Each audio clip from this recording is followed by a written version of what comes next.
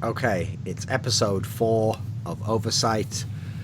I am the usual host, Thorin, and it's been a bit of a slow start to this show, Monty. We've got the 4th episode in probably about 4 months or something, isn't it? We're good at this. Okay, yeah. We'll get the hang of it eventually.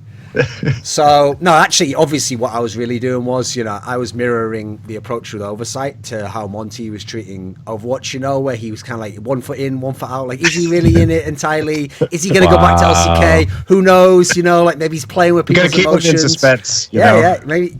One day he's like, Blizzard, love that game, definitely going to be involved in that. And then he's like, oh, wait a second, I've just got a call from OGN. See ya, I'll be back in a minute. Just toying with their emotions. See, Monty's dream obviously was to be like the Bachelorette, and have all these suitors just making propositions to him at all times. Every girl's dream, because apparently when that happens in movies, Monty, that's not in any way sexist. You do know women. You do know that there's a show called The Bachelor, right? That would actually be a more appropriate analogy by gender. No, I think it's funnier if you are the princess and everyone is if laying I'm the belle of the ball. Exactly. I think that fits more, Monty. I think you'll have to admit that. So obviously Monte Cristo, my usual co-host, who now officially is only an Overwatch caster. I mean, I'm sure at this point he'll be like, because this is Monty's personality, he'll be like, no, well, technically I could do other games as well, and like I don't just plan to only be one game caster. Yeah, okay, but you're only doing Overwatch right now, Monty. Yes, that's very true. I don't have anything else scheduled at the moment besides Overwatch. And League is just gone. It's just gone from your life. You've jettisoned it off. Have you given it like the Viking funeral? Are you just letting it go and burn in the distance? Or are you still watching it at all? Are you paying any attention? I think I'm more leaving its corpse out to be eaten by the wolves at this point. Okay, so not bitter at all. Definitely no bitterness, no resentment underlying any of this. Okay, fair enough. Okay. I'm looking forward to 2017 money. I think it'll be a great year for League of Legends. And if you notice, here's the irony when you left, Monty, is that now Riot has actually capitulated on everything. They've even given like a sandbox mode, mate. Like at this point in time, what's next? Isn't that great? 7 years later, they get sandbox mode and maybe replays of professional matches so that people can actually, create better content and learn how to play the game properly. Weird concept, I know, but here we are. At least it's happening. Could have never happened, I guess. True. That is a possibility. It could just never have happened. Right. So our guest for this episode, it's another player, is Dummy from NRG, and he is the support player for that team. So let's just start in this place, Dummy, because if you know... I mean, is he the support player? What the fuck's going on? Is he not? Well, yeah. I should be staying on support. I might be switching to a different support role, possibly, but most likely. Okay, so we've got another Monty type scenario here. So are you? What's going on then? Why is there any question here? What's the rationale behind why you might switch? Okay, basically, we had a rough couple months, to say the least. We went into Korea with Gods and Pooks lineup.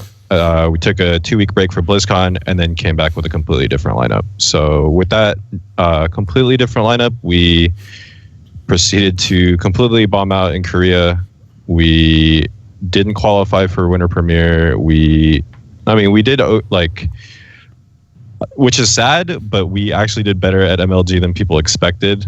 But we still, we took 6th place there. So it was kind of, at a certain point, we were just like, this isn't working. Obviously not every lineup is going to be really good right away, but there's a bare minimum expectation. And if we're not there after 2 months, that's why I was saying at MLG that this is where you guys really had to prove it, because I think it's unreasonable. It was unreasonable to expect you with the minimum amount of practice after the Overwatch World Cup to come out, coming back to Korea and really do extremely well. But after the extensive practice that you guys should have been having between the end of your run at Apex and MLG Vegas, that's where you had to put up and shut up, right? Or shut up. Yeah. Well, you did just and shut up. That's actually what happened. But ouch. Okay. Yeah. No. It's really. There was a news article released on the players that are on trial, and we're looking at different players now, and it's just kind of weird because all the, it's not biased because I'm friends with them. I think all those players on trial are so good at the game. Like, I just, without a doubt, I will guarantee they will be on top teams. It, for whatever reason, just did not work with this group of 6 people. It just didn't, and it's pretty sad because we're all friends and we also think very highly of each other. And not because we're friends, but it's just unfortunate. I don't know, it's playstyle differences, hero pools, or what, or a combination of all of that. But it just didn't work out. So now we're bringing in a lot of people to try out, and we're gonna take it slow for about a few weeks. Not gonna enter any tournaments or anything, and just figure it out from there. Okay, so when you say like you finished 5th to 6th, and that's still better than a lot of people thought you'd place, that's kind of like the narrative that surrounds NRG, which is that I just describe it as it's the team where for some reason people took like a particular enjoyment in seeing the team fail. Like if the team didn't place very highly, you know, with other teams you go, oh, what a shame, or will they ever live up to their potential? People seem to love it when NRG fails, though. Why do you think that is? It's just, it comes with having Seagull. It's just, you're going to get a lot more fans. I got way, way, way more support than I ever had when I was on Team Liquid. But at the same time, you're just going to get all those haters as well. And, if someone is that, someone has that big of a presence in the scene, you're just going to have way more haters. Like, just on Liquid, just no one even knew I existed, honestly, other than pros, obviously. But now I can click on Reddit and they're talking about how shit I am at Ana, because if Seagull's losing, I must be absolutely shit at Ana, right? But so you feel that you actually get more hate from the Seagull fans who blame everybody besides Seagull for the team's like definitely okay, interesting. But then there's the flip side of that where people will say that I'm playing really well, or like Enigma's playing really well, and then they're just like too hard on Seagull. Like they're the Seagull haters. They're just like, Seagull's overrated, blah blah blah. And these players like Enigma and Dummy and like whoever else, they're stepping it up, and Seagull just needs to step it up, which is also equally ridiculous to me.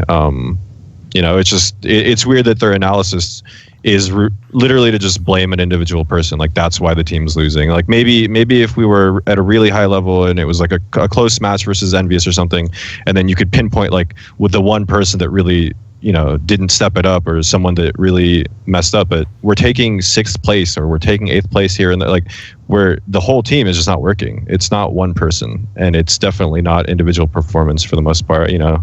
Like you can find some mistakes here and there, but it's just a weird way to look at and analyze our team. Just like picking a player and just saying that they're the problem. Sure, but I mean, yeah, there's obviously been upsides to that. Like, for example, the expectation. I mean, surely that's part of the reason. For example, you got the invite to APAC. I'm sure is the yeah, no, definitely that's the level of the name. Yeah, and I mean, Apex. I've said this from the very beginning too. Whenever like I don't stream a lot, but whenever I stream, and people come in and ask about Seagull or ask about everything, they've asked if I like it having or being on a team with someone like that. And honestly, it's always going to be way better than not. It's just obviously there are some negatives to it, but I'm not going to hate on it. Like I love playing with Seagull as a player, and obviously like there's a lot of benefits to come with it as well. Sure. I mean, I guess for me, why the whole energy situation has been so disappointing for me personally, it really doesn't have anything to do with Seagull. Like Seagull obviously, is popular from his friendly diplomatic personality and his excellent streaming, but that doesn't really affect my personal opinion of the team.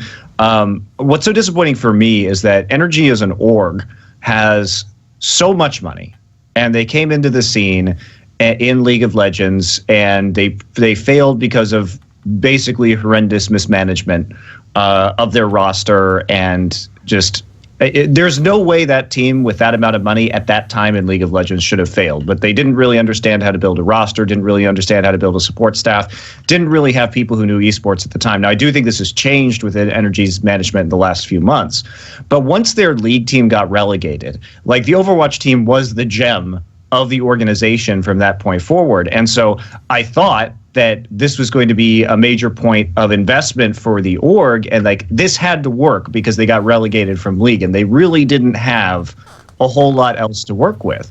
So I guess that was we could talk about other teams that have been disappointing despite their name, like Team Liquid, who you beat at MLG Vegas and who has been disappointing also in many ways. But Liquid has a lot more as an organization going for it, whereas Energy is like really reliant at this point in time on the Overwatch team.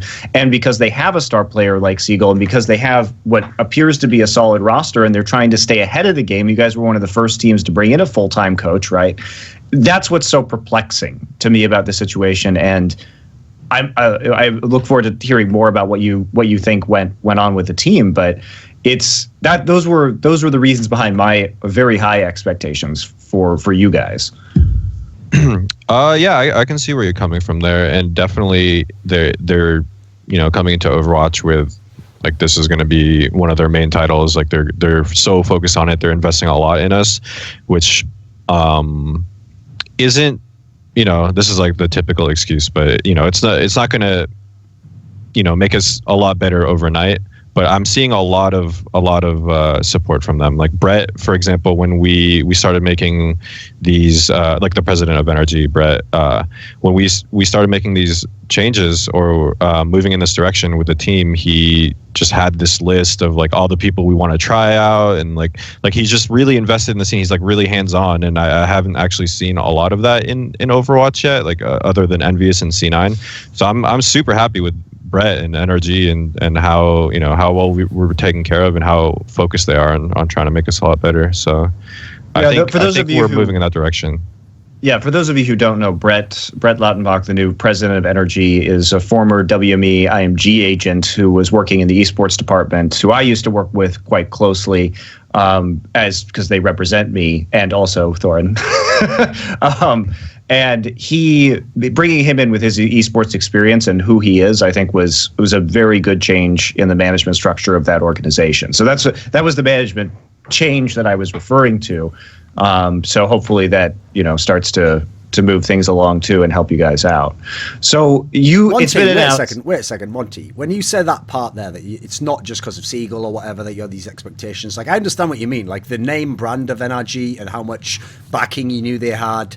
Sure, that means that you should expect a level of success. But isn't Seagull part of it as well? I mean, when someone has that kind of like level of stature as their name, and especially in the early days when Overwatch was mainly online. Sure. So in that scenario, if you just... I mean, put it this way, if I ask you very bluntly, Monty, Seagull hasn't really lived up as a professional player so far to what people expected of his talent level, right? No, not to say that he's as not like a figure piece of the team. It's not to say that he's not a good player, but is he at a star level as certain other DPS players? No, right? He's very good, but is he like superstar status? No, he's not at this point in time. But that doesn't mean he can't be a valuable piece of Energy or any team moving forward. Yeah. No, but I mean, as a result, I do think it's disingenuous to compare, and also recently it hasn't been the best meta for Seagull. So I think he's a very good player, but I don't think he's going to be one of the top 5 DPS players or top 5 that we're going to be talking about, in this coming year of Overwatch, probably. Sure, but I mean, put it this way.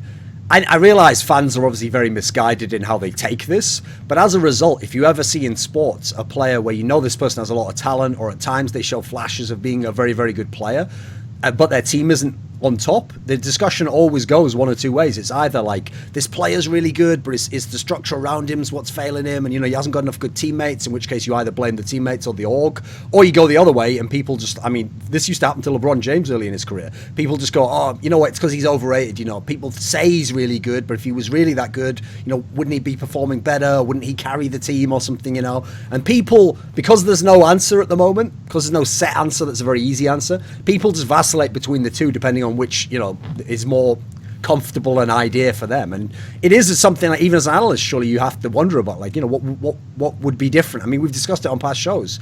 What should NRG do? We discussed in the past. Which type of player would they want to bring in if they were going to make the team better around Seagull, etc.?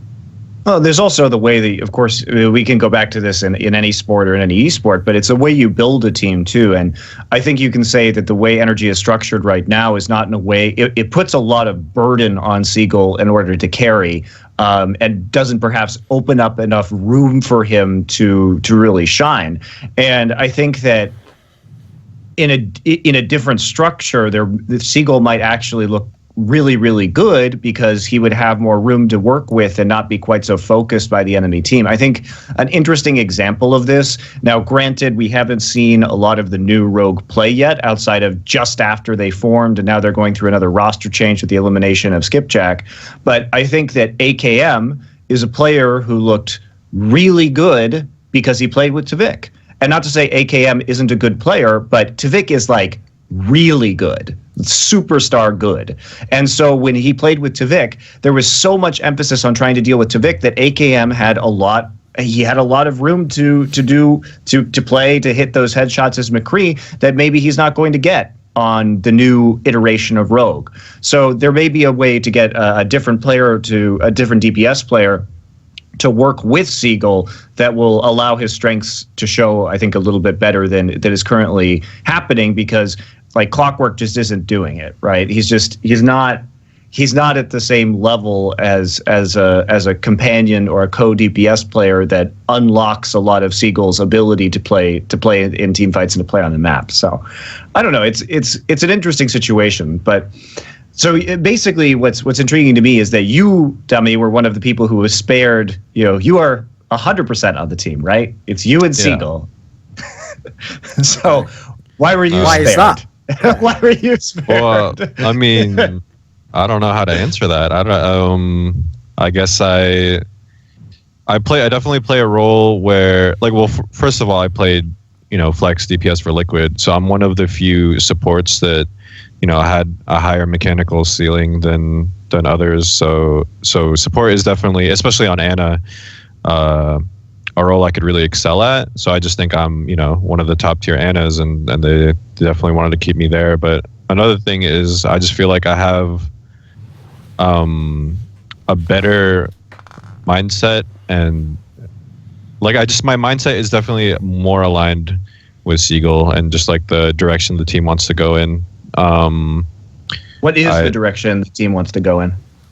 Well, I mean, the obvious answer is to win, but like I just mean whatever it takes, we'll play with who, like, we're not gonna.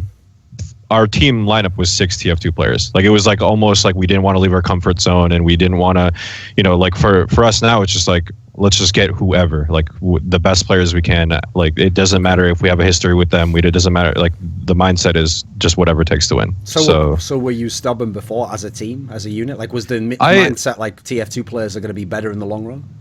I don't even think it was like necessarily like that. It was just we were automatically in that mindset. Like, we didn't even discuss it like that. We didn't even think like we have to pick a TF2 player, but we were clearly just we weren't leaving our comfort zone. We just picked up people we knew. I don't want to I feel like that makes it seem like we're just picking up friends, and I always see that on Reddit threads, like as if we're just trying to have a good time and just like we're super casual, like whatever. But that's definitely not true. But like people we've competed with clearly not having past, a good time. So well, yeah, definitely not. You got a good point there. But yeah. No, yeah, it's just we're definitely expanding our horizons, like exploring every option we can and figuring out what we can do to make the best team possible. I mean, that sounds super straightforward, but there's a lot of variables that kind of, like, a lot of factors that kind of prevented us from doing that in the past just because of our mindset. And I think they know that I'm willing to do whatever it takes, and we're going to be trying out a lot of people, and hopefully it works out. See, when I was in Korea and I was talking to you guys about this, I remember, at least my perception of it from my conversations with you guys, was that there were personality conflicts with Gods and Pooks. And so you felt that at the time, the way it was explained to me was that you felt that going with all of these TF2 players that you guys had known for years was going to create fewer personality conflicts, and you felt more aligned and more comfortable with these more established relationships at the time. Now, of course, that brings in its own can of worms where sometimes maybe in a theoretical sense, maybe you guys weren't as comfortable critiquing each other because of your established relationships, or you fell into old habits and things have changed. It's not TF2 anymore. You're not playing, the goal is not to be playing from home here. The goal is to be getting into the same location to practice more professionally. It's a much more intense and serious environment than any of you guys had in TF2. And in that way, sometimes, it can be better just to go through these tryout processes and maybe get somebody who you may not get along with perfectly, but is going to be a better colleague and teammate, in a professional sense rather than just a personal relationship sense. Yeah, I think a big part of the whole mindset where you just really want to you don't want to conflict with anyone and you just want to be all on the same page. It's almost worse in a way, because if you have a coach that can mediate all the different ideas, however different they are, it's better because you're not one-dimensional. You're a lot more one-dimensional if you're just all six getting along and nothing's wrong, right? Like we all have the same mindset or the same approach to the game. But then it's like if we're not doing well, we're just going to stagnate, because if we all have the same ideas and same approach to the game, it's just not. It's very one-dimensional. So that's one thing where. Yeah, we conflicted with a different lineup before, but maybe it would have been fine with a coach. Like maybe the coach could have mediated better and could have helped out. And our solution was to get a coach and new players, and it really didn't work out because then, with the lineup, I could go into it for so long, but it just didn't work out. It would have been better if you'd have got the coach and just stayed with the old lineup and tried to see what the effect would be there? Well, on paper, yeah, but it definitely wouldn't have worked with that lineup. There was too many conflicts. I think it was too far gone at that point. Yeah. Bridges were definitely at that point. Yeah. So the damage had been done. On paper, yeah, it might have been though. With a coach to handle all the personalities and handle any issue that arose. How much of the actual conflicts do you think were because of losing, and how much were just people didn't fit together in game? Did going to Korea highlight any of this? No, it honestly wasn't losing, because we were just improving every day in China and Korea with the previous lineup. We were, obviously scrims don't matter, but we were we barely ever lost to Lunatic-Hai, Africa. There's all the top Korean teams. We had a considerably large winning ratio against those teams. The issue was some of the team, wanted more. They didn't want to settle with that level of play. They wanted to be, beating Envious. We wanted to be number one. That's it. And then it seemed to be I'm not gonna call anyone out, but it just seemed like there were other people that were content being where they were, and that would lead to conflict, increasing scrim hours or I don't know. It's a long story, but it just wasn't working out. Okay, what do you want to say, Monty? Well, one of the changes that you guys made, so you guys publicly brought in Numlocked in order to be the shot caller, and then switched his role onto Reinhardt, which is a kind of a weird thing to do. What was the reasoning behind these role swaps that were happening, and your original desire to have Numlocked come in as a shot caller? Well, we definitely had.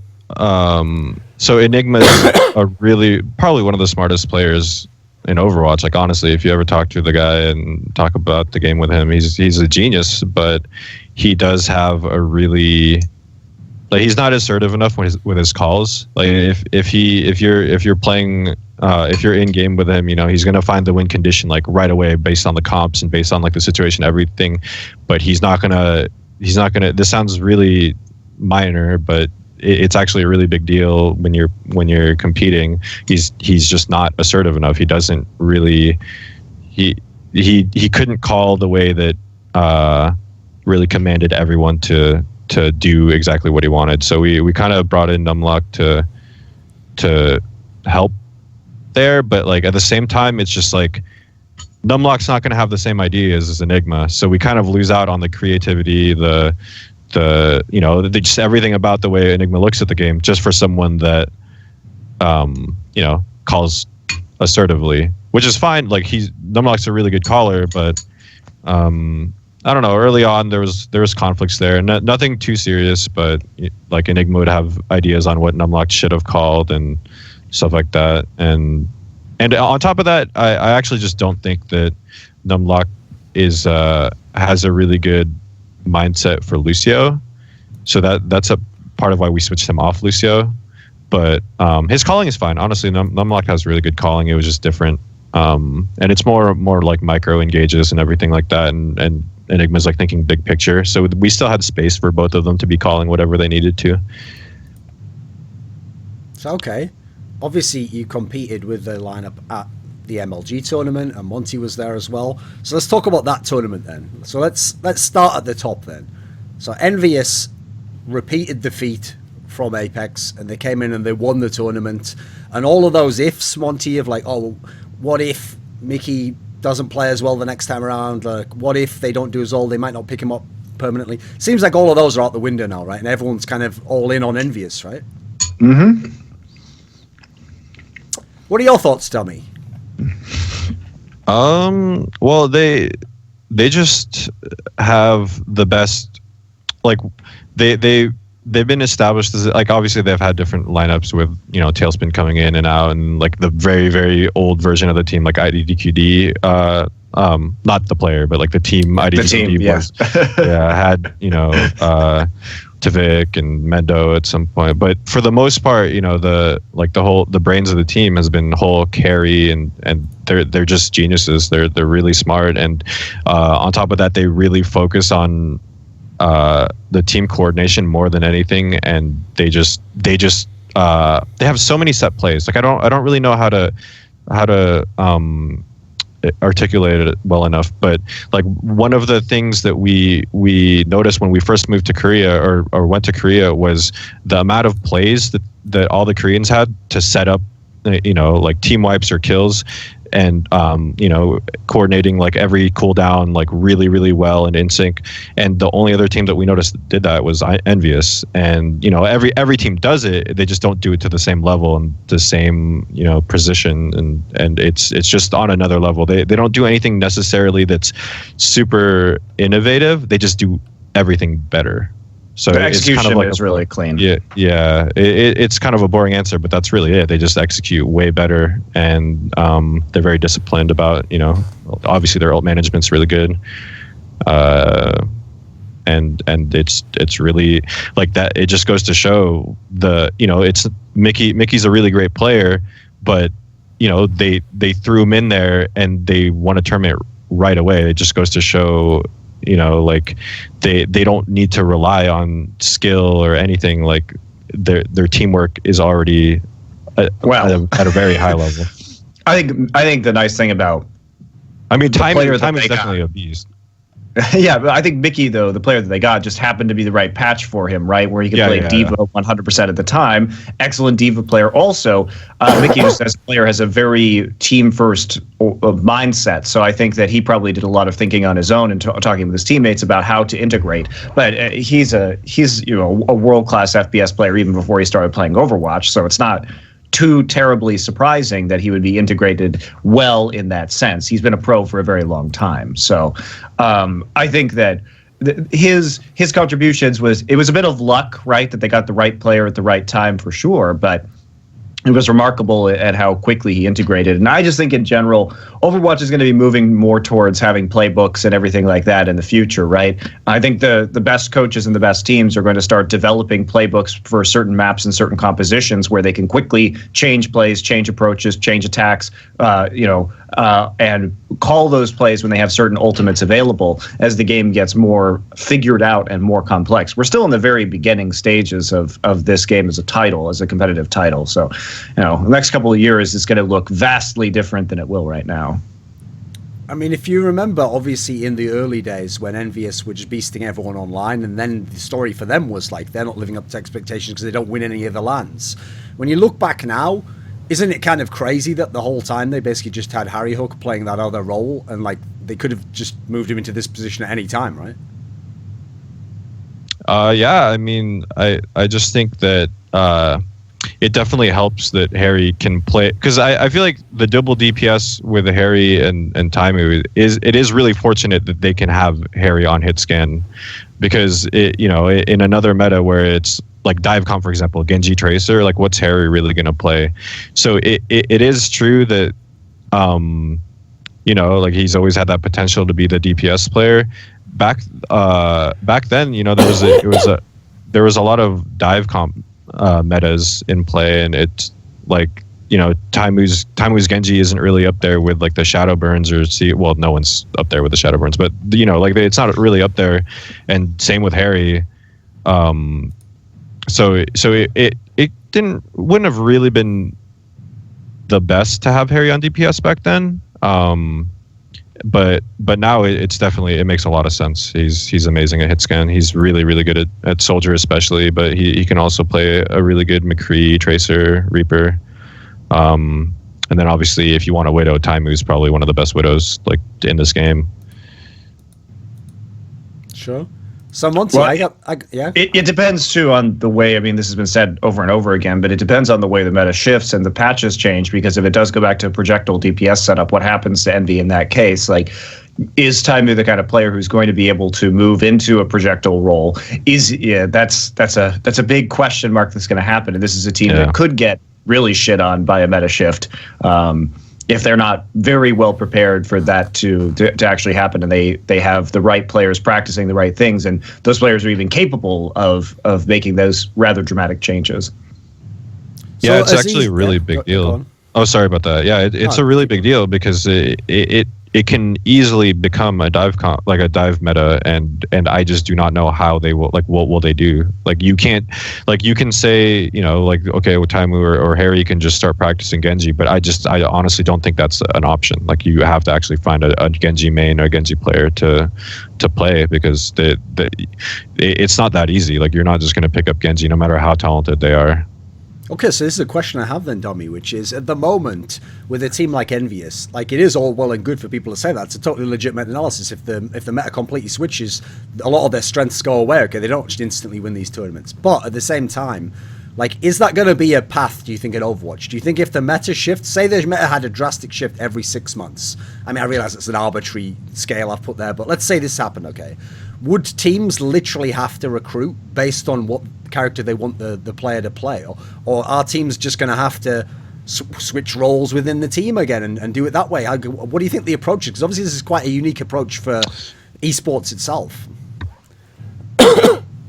Man, it's really hard to say, because you obviously the way it is right now, you're never going to have the like most optimal lineup in every meta that it ever changes to. Like, it's just you're never going to be the best in every meta. I mean, maybe that's an exaggeration, but it just doesn't seem like it to me. So you either have subs, or you make which is like really bad. I don't think it should ever be where you change the lineup every meta, or every big meta shift at least. So I don't think it should ever be like that, but it might be until they address that, or like there's more heroes in the game, or maybe you just have subs. But I feel like if Genji or like a projectile hero is not in the meta, I don't know how much a pro player would want to just sit there wait a second, as a sub. Right there. Oh, he's back. Come back. Okay, Hello. keep going. You're saying that as a sub, you sit there, yeah? Yeah, I mean, like, what are you going to do? Just wait months on the bench for the hope that Genji just comes back in the meta, or Pharah comes in the meta? That just, I don't know. They maybe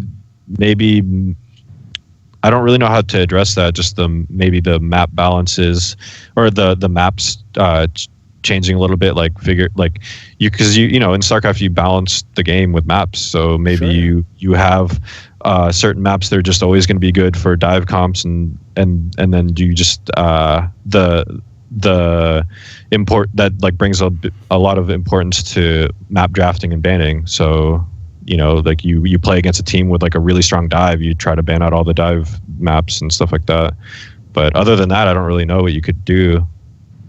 Okay, I've got a theory craft. I mean, come on, Monty, what do you got to say on this? Well, so I think that part of the problem that we're seeing right now is that there's still a very limited number of heroes in the game, and I think that in a world where we have 10 more heroes in Overwatch, which will happen in the next couple of years, then there will be a more dynamic pool of heroes for projectile or hit scan DPS players or specialists to play, that will, as well as like balance, hopefully, getting more towards an even state where we're not going to see hit scan or projectile DPS heroes, depending on the meta, totally dominate one way or the other.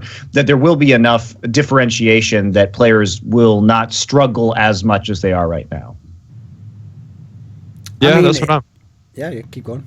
That's what I'm hoping for. I don't know the frequency and the like how fast they're gonna get heroes out, but I definitely, like, for example, I was just talking about the other day just how much I want them to release another projectile DPS, because I just feel like when like I just have coming from like TF2 and Quake, I just love projectile here, like Pharah and Genji and Junkrat, but it's more often than not that those are just not in the meta, and I find it so, the way Pharah is designed, it's so difficult for me to imagine, especially with the release of Ana, like when Pharah is really going to be that common. Like obviously, and even now, like in a really big tank meta, people would think maybe Pharah is going to be viable, but it's still not really that viable. So obviously this is actually like something that, okay, so on paper, Monty, this could have existed in League of Legends. Like we have seen drastic switches that made like junglers or top laners way less effective just overnight because the meta switched. But at the same time, no one did like recruit or kick players just based on that alone. Usually, they still got to play whatever the alternate meta was, and they just had to do their best to adapt. So it's not like in other games it did kill it in that particular sense. But then again, though, I have to say, in a game like League of Legends, even if, okay, you get the roadblock, you get kind of like a hurdle that you have to go over, which is that now your player doesn't play his ideal champions, you can obviously shift around within the team where the focus is, or what he does within the team. There's ways around it. You could still be a very good team. Is this, like, what is making it the case in Overwatch that it's so dependent on what character you play? Well, there's some examples of it. There's possibilities that people are just overlooking that possibility because, in this specific meta, it's just impossible to force certain heroes. But in previous metas, like Genji was technically out of the meta and Shadowburn would just destroy everyone. So in a lot of the different meta shifts, you could kind of say that, you just have to adjust the playstyle or just, work through it and just work the meta that you're good at. But so maybe as long as Blizzard doesn't let it get this bad where you're literally using 4 to 5 tanks, maybe that's fine. Maybe you can force it. You could figure out ways to adapt on execution instead of changing the comp. It is notable that a lot of, just from IEM Gyeonggi and then MLG Vegas and watching the promotions for Apex for this season, it is notable that the Korean teams do tend to run quad tank a lot less in general, and they do tend to go for more DPS style compositions than what we're seeing in the West, at least at the moment, or have been seeing. And even in some of the Winter Premiere games I've been watching, we have been seeing Pharah, we have been seeing less of the quad tank these days. And certainly on the next patch, we should be hopefully solving a lot of those issues. We'll see, though. It's interesting to see what they're doing with Ana in particular. So as an Ana player, do you agree that Ana is the biggest problem that is creating the 4-tank meta? Yeah, but I think Roadhog's very close behind there, Roadhog and D.Va. So, I mean, I don't know. It's just the issue with a lot, like all the tanks and Ana, and the fact that Ana can just easily keep them all up. Like, there's no, like, you don't even have to, in the past, a lot of the most difficult part of Ana was, positioning everything. It's like, you don't even care. You just sit on top of your tanks and throw a nade at your feet and just heal everyone, or like your Lucio amps up, and it's just like that dynamic is just really boring and really, it's not very fulfilling. So I don't know. It's just the heal nade probably needs to be well, we'll see how the new. I haven't played on PTR yet. We'll see how the 50% reduction does, but the nerf is definitely justified. It's still pretty ridiculous. So if you nerf the quad tank meta or like even the 3 tank meta or whatever by nerfing Ana or Ana's healing, you still have so much utility out of Ana. If it's dive comp or like some completely different meta, and Ana's still just going to do so much. So I mean, this is coming from an Ana player. So right now the focus is on Ana's healing is so insane that it's perpetuating the tank meta. But even when the tank meta like is nerfed and it changes, like you're going to see a lot of issues with Ana because the like offensive nades are absurd. You literally just insta win a team fight with a good nade. Your sleeps change like your entire kit is just dominant. Like there's everything about it is so good with a 50% nerf to the heals or the heal nade. Like maybe eventually you're going to work it towards changing the meta, but Ana's still going to be way too dominant probably. And on that same note, same with Roadhog. I think Roadhog was way too good. I'm really glad that they're looking at him in the PTR. Like it was absurd. You have like the way this game is, one pick is so big, and you have a 6-second cooldown with no punishment. Like where you just win the game every 6 seconds as long as you hit a hook. Like you like the risk versus reward for Roadhog was insane. Especially he has a self heal. He has Ana just blasting heals into him. And there's so much survivability there, and he just doesn't die. And he can. I don't know. I mean, isn't that the problem though? It's also the two of them combined, right? Because if you were working on the game, okay, you'd be looking at the one character on its own. And you'd go, right, well, here's what it can do, and you'd be trying to balance it. But the problem is what happens when a pro player figures out you can take two of those, put them together, and get an extra effect. Yeah. Oh yeah, definitely. So hopefully, I mean, we're gonna start playing again soon on PTR. I think we'll see. I do hear from a lot of top players that 3 tank is still like the way to go. It didn't quite kill the tank meta, but I don't know. We'll see. I hope Roadhog. I don't want it to be I still want it to be viable. Roadhog's really entertaining. It's a pretty fun here to watch in a comp game, but it's definitely too absurd right now. Okay, so since Papa Smithy, I was talking to him about it, and he suggested that a potential change to Roadhog could be that, like Thresh in League of Legends, where if you land a hook, the cooldown is shorter, and if you miss the hook, the cooldown is longer. So it has a more variable cooldown, which is more punishing for hooks that misses, and gives a longer window of time for counterplay when a hook misses, which I think would be an interesting change for Roadhog for sure, because that like really punishes you and makes the Roadhog player have to think a lot more carefully than they do right now about whether or not they're going to actually throw that hook out. Yeah, I think that'd be really interesting too. They might want to think about changing up his right click as well. It's just like he just has so many insta-kills. Like that's tracers. Yeah, I've seen it day in and day out. Like obviously the players like has to be really good to do this, but just like he just hooks someone, and during the hook, the enemy Lucio is trying to peel for the person getting hooked. Like goes up to boop the Roadhog away. Time it right to save his teammate.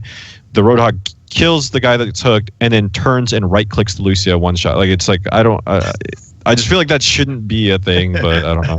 It's crazy.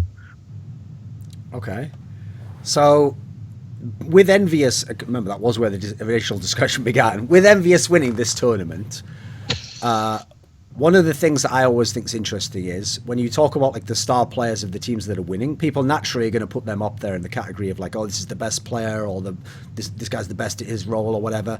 So I noticed Monte, especially here, on every episode, has hyped up Tvik a lot as like a fantastic player, etc. I mean, there's a pretty good case that Taimu is the best player in the world. What do you think, Monte? I think Taimu is a wonderful player, but I don't think he has the versatility that Tvik has. I think that what Tvik brings to the table in terms of his hero pool is extraordinary, and I think that he can do more with more heroes than just about any other player in Overwatch right now. It is extremely impressive to see exactly what he can pull out. He's got tons of crazy pocket picks like Bastion and stuff that it allows his team to have such a huge flexibility in terms of their strategies and the way that they play with him and around him, and also because he demands so much attention, like trying to playing as like AKM did as his co-DPS player is a lot easier because you don't have to have very much flexibility. If you're like a player who has one or two super good heroes, you can play with Tvik because he'll just play everything else that you can't. And you can really just hone onto, one or two picks and be super good at those. I think Taimu is a great player, but Taimu's pool, we're realistically looking at what, like Reaper, Roadhog, McCree. He doesn't have the biggest hero pool. I think the heroes that he's good on he's very, very good on, but I'm just not that confident in his, and Widowmaker, of course, but I'm not that confident at his depth, especially when it comes to Tvik, who's capable of running sort of a mix of hit scan and projectile. Okay, what is your take, Dummy? Who's the best for you at the moment? I would definitely say Tvik. I mean, it's just the same points that Monty just made. His hero pool is insane. I would give the edge to Taimu, unlike McCree and Widow, but other than that, Tvik plays everything, and you never get a chance to see all of his hero pool too. Is the thing is like he's actually an insane Winston. Like he's insane at off tanks, but he just. I mean, he's been playing Zarya recently. We saw him as soon as the new Misfits assembled at IEM Gyeonggi. He was playing a lot of Zarya. He was looking good at that too. So it's pretty amazing. Because here's the thing, right, Monty. I won't say a lie. Like, I don't like to crack on people because actually I explicitly love to crack on people. That's actually one of my favorite hobbies. So I won't do a ridiculous caveat like that at the beginning or a disclaimer at the beginning of this sentence. But did you see that article that was actually published on .esports? Which, by the way, is actually the parent company of .esports is Gamers, which actually employed me for my writing. So technically, this is probably actually going against my contract to even rec on them. But this article was so fucking ridiculous. It has to be brought up. So the reason why I think it's interesting, Monty, in the context of this conversation, Tvik versus Taimu, is because they did an article, which I'm sure everyone's seen now, which was called "These are 2016's best Overwatch players." And the girl who wrote the article, listen, I'm just going to make some assumptions, okay? I imagine she's quite a casual viewer. I imagine she watched the Overwatch World Cup. She's maybe watched some online competitions. Maybe she watched a bit of Apex, but it seems like she hasn't really followed, like, the discussions on the consensus of who the best are, or really kept up on, like, much of the European players, for example, because in her list, well, for a start off, those two names, neither of them made it, Monty. Neither of those two names made the list. 2016. Interesting. Even though Taimu was the MVP of Apex. So the best player in the world is on that list, though. Zombs. My boy FaZe Zombs. Okay, he's the best player in the game. Yeah. No, I was he linked me that article, and we were both laughing about that. It's so funny. It's so random. Monty, here's some of the players on there. So the only players who are on there who aren't Korean is Zombs, Adam from Cloud9, and Mickey.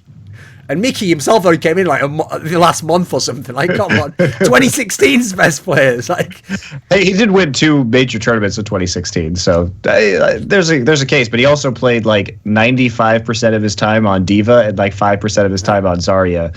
And he's great on Diva, but I think you need a little more information than that. Here's another one you'll like as well. You ready? So they have Arhan on there, and she says, "Some say Shadowburn is the best Genji player in the world. We say it's Arhan." That's it. There's no qualification, no explanation, no argument like that. Well, it's nice to have opinions, but could you explain why you think that? I actually haven't seen this article. So. It's fantastic, mate. It's just good for a laugh. It's just good for a laugh. It's quality entertainment. So anyway, I think Arhan is a very good Genji player, but yeah, I think.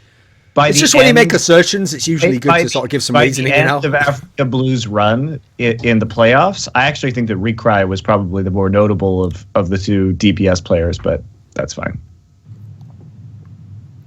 I don't know, man. I mean, here's all I want to know. Really, I don't really care about the article. I don't really care about that. I just want to sit the person down and go, have you ever heard of Tvik? Have you ever heard of Soon? Do you know Nevix? You know any of these guys? They're pretty good players, right? I don't know. Did you ever watch them play?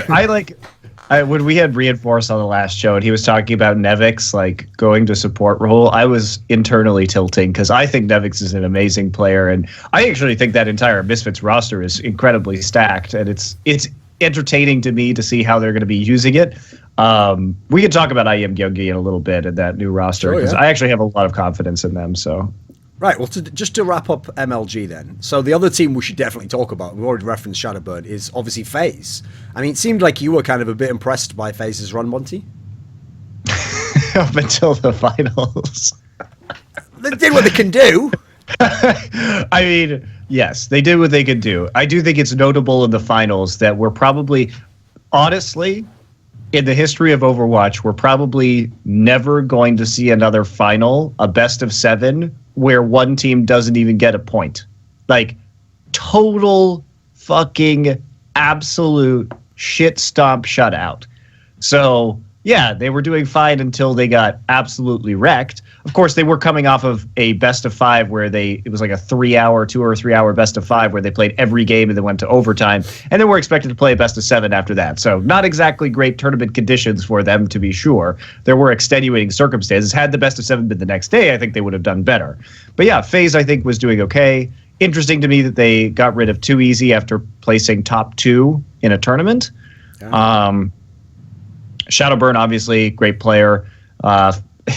Despite the fact that everybody on his team seems to claim that there are no star players and therefore Shadowburn can't be a star. Don't really understand that. I think Shadowburn's a fucking amazing star player. I was also impressed by Fact Fiction. I think he did very well in that particular event. Solid placement overall. We'll see where exactly they're going to be going from here. I haven't seen. Let's see here. Trying to remember which games I've seen of theirs recently. Yeah, listen, Monty, there are no star players on that team. So if the team was to disband tomorrow, I reckon there's an equal chance that Raucus and Shadowburn just both end up on amazing teams and do fantastic. So there's no difference between the two. There's absolutely no difference. Nothing at all. I mean, FaZe hasn't been doing very well in Winter Premiere, but also they have been shifting a few things up, and also they still have that playing with ping problem, and also it's an online tournament, and I think online tournaments don't matter. So there you go.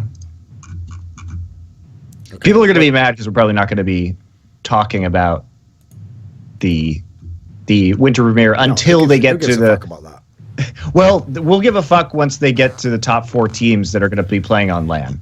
Yeah. But the online portions, who gives a fuck about that, right? So, Dommy, what did you make of FaZe? I mean, did it inspire patriotic pride in you to see some North Americans actually win some games in Overwatch? I mean, they definitely stepped it up. I think they do a really good job of proving that scrims don't matter because they don't win scrims. Like they don't. Well, maybe that's an exaggeration, but you would not predict that they were going to get top 2. But every event they've been to, like E-League, for example, they almost knocked Rogue out. Like they were really close to. I think they got reverse sweep, right? Like they just needed one more game and they had it. So they definitely step it up on stage and they played really well. Too Easy definitely stepped it up on Roadhog. Like a lot of people maybe criticized how his off tank play was before the event, but at MLG he played a lot better than usual. I think Raucus doesn't actually get enough love. I mean, obviously I'm an Ana main as well, so maybe I'm biased, but Raucus is probably the best Ana in NA. Like he's so good. Well, I guess he's up there with Chips. Like people might think that that's insane for me to say because everyone absolutely loves Chips and Chips is amazing, but Raucus is a beast. Like he stepped it up as well. They all did, and it was sick. Obviously, the finals was super lackluster, but it was probably a combination of the playing conditions plus Envious is just at an insane level right now, especially with this meta. So do you think I don't know. Fnatic would have matched up better than Envious with Envious in the final? It's hard to say. Fnatic's really consistent, but I don't know if they're quite that level. Like I don't really know who would have matched up the best against Envious. I might say that a better prepared FaZe would have still been like the better team to play against Envious, honestly. Even complexity. Okay, so here's my problem with Fnatic. Like I like Fnatic's teamwork, right? And I've said this quite a bit, but I don't really see where their playmakers are. So when it comes to individual skill, I think they operate very well as a unit, but I don't think that their individual players have a very high skill ceiling. I just think that they rely on their teamwork, which is a fine way to go. But at the same time, teams that have great teamwork and no star players in sports and in esports tend to, like, you know, they can make some pretty decent or respectable playoff runs, but they're very, very rarely the teams that actually win a tournament or a competition or a season of a league, right? So I'm really skeptical about Fnatic in general, and I'm particularly skeptical about what happens when they come, now that they're going to be here in Korea and competing in Apex, because I think that they get by on their teamwork in NA because it's better. But I think that in Korea, the Korean teams generally have better teamwork than them. And the way that we see Korean teams get beaten is usually in terms of sort of raw skill from the West. And I just don't think Fnatic has that. I don't think they have that potential. What do you think, Dummy?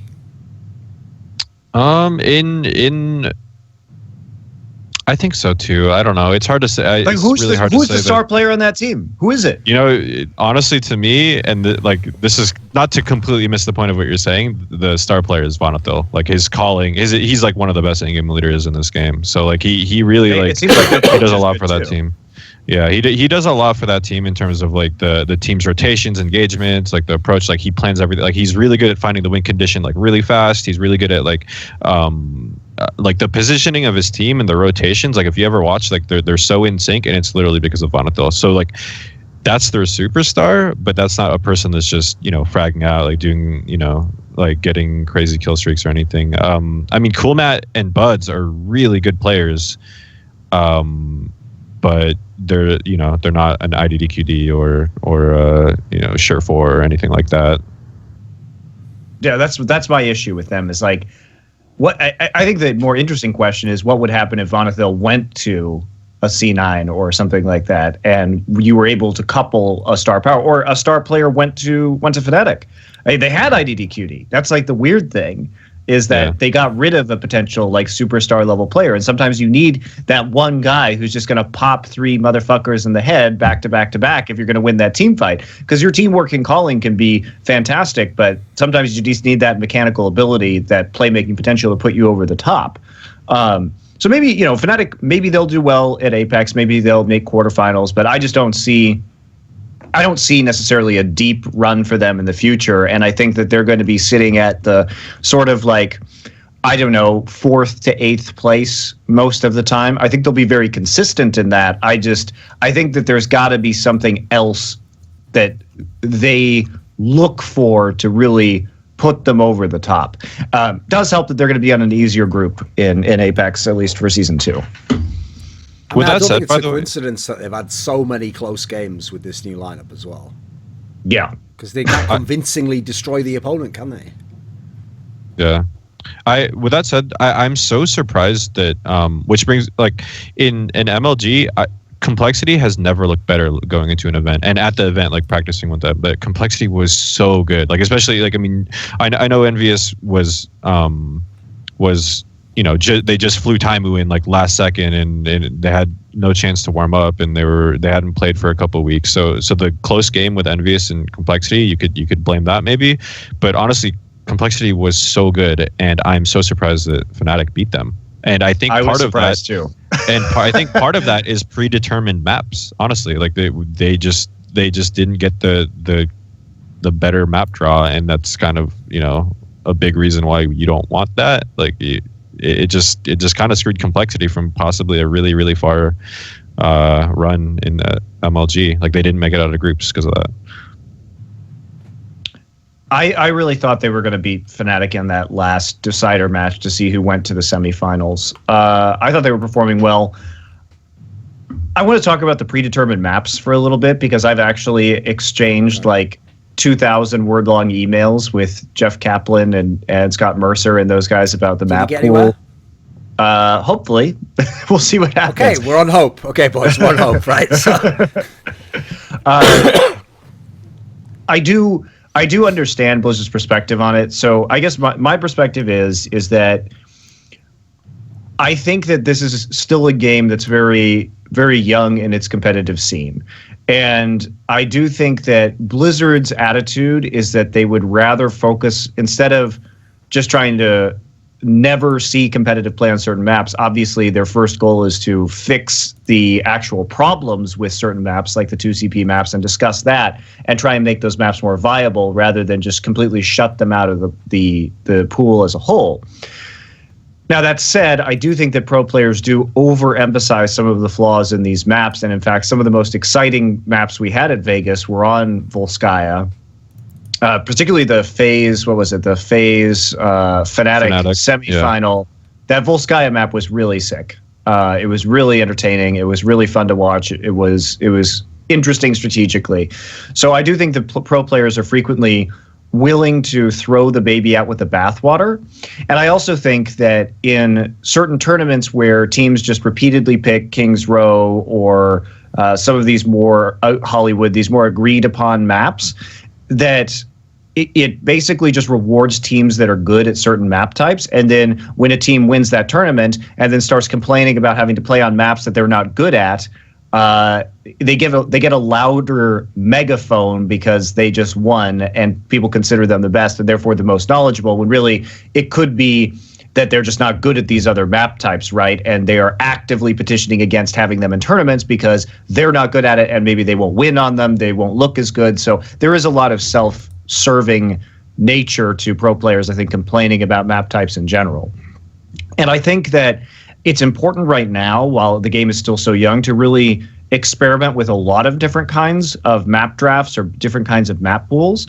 I do think fundamentally that there should be an element of choice, because as a commentator and as somebody who loves strategy, it's interesting to talk about why teams, or like theorize about why teams pick maps, do post-match analysis saying, hey, was this exactly the right map that this team could have gone on? And you lose so much of that when you just have a prescribed map pool. So I'm very much against the prescribed map pool. What I want to see more of is I want to see different kinds of formats so that we can experiment and figure out, as a competitive community, what is the best way to do a map pool in Overwatch. Because people were fucking whining about stopwatch. Oh, we need stopwatch on payload. We need stopwatch. Got to have stopwatch. I was not a fan of stopwatch. I thought it was a shit competitive format. And Blizzard didn't just cave and give stopwatch. They took a step back, thought about it, and put in time bank, which I think is a lot better than stopwatch. They figured out a better solution to the problem. Now, I can definitively say set map pools, in my opinion, are not a solution to the problem. But whether we have more formats like Apex or more formats like DreamHack, where there are different ways of selecting maps, either from a more limited pool, or in Apex where we get to see, in DreamHack, you couldn't ban out one map type, so it was always possible to play 2CP if one team wanted to, if they picked that map, due to their draft system. Or in Apex, where we get to see a variety of, in a best of 5, we get to see all 3 map types. We get to see a payload map, we get to see a CP map, an assault map, and a control map. So I think we get to see all of these things as interesting. So I want to see more, like a larger variety of formats. If anything, I hope Blizzard experiments with different ways of doing picking in the future. But I think that this was a big mistake. Yeah, no, I completely agree with the point you're making about, obviously people practice a limited amount of maps and the same maps were getting banned over and over. So that was definitely an issue. I really liked the way Apex handled maps. Like, you King of the Hill first map. Like you're forced to play all the different formats. So I mean that's good. Like I definitely agree with that. And the third map was always 2CP. Yeah, I guess my problem with the Apex format is that because basically, as you know, there were the three control maps, and you did basically a coin flip to sort of decide which control map it was going to be on, of the 2 that were in the pool. Yeah, it was always the same one. I don't know how. That's because Ilios was bugged at the time. That's because Ilios was bugged. Okay. But later it was not. So, but for the group stage it was bugged. So effectively, though, I don't really like that, because if you lose a match, then you would get to pick like the hybrid map or the escort map that came up next. So it gave the losing team the ability to select from either the control or the rather escort or assault pool for that week moving forward. I actually think what it would be interesting to do is this would break the getting to see all 3 game modes in a best of 5, but it might be worth it, is to subtly alter it so that there was a coin flip for map number 1. The team that wins the coin flip gets to decide whether they are going to pick map type or map. So let's say I win the coin flip against you, and I say, I want to play assault on the first map. Then you get to pick the assault map that we play on. That way it's more balanced, since nobody will have, everybody gets an element of choice in the first map of the best of 5. I think that might be an interesting way to do things. Or, I win the coin flip, I say, I'm going to pick the map. So then you say, all right, we're playing hybrid. And I say, okay, then I want to play Numbani.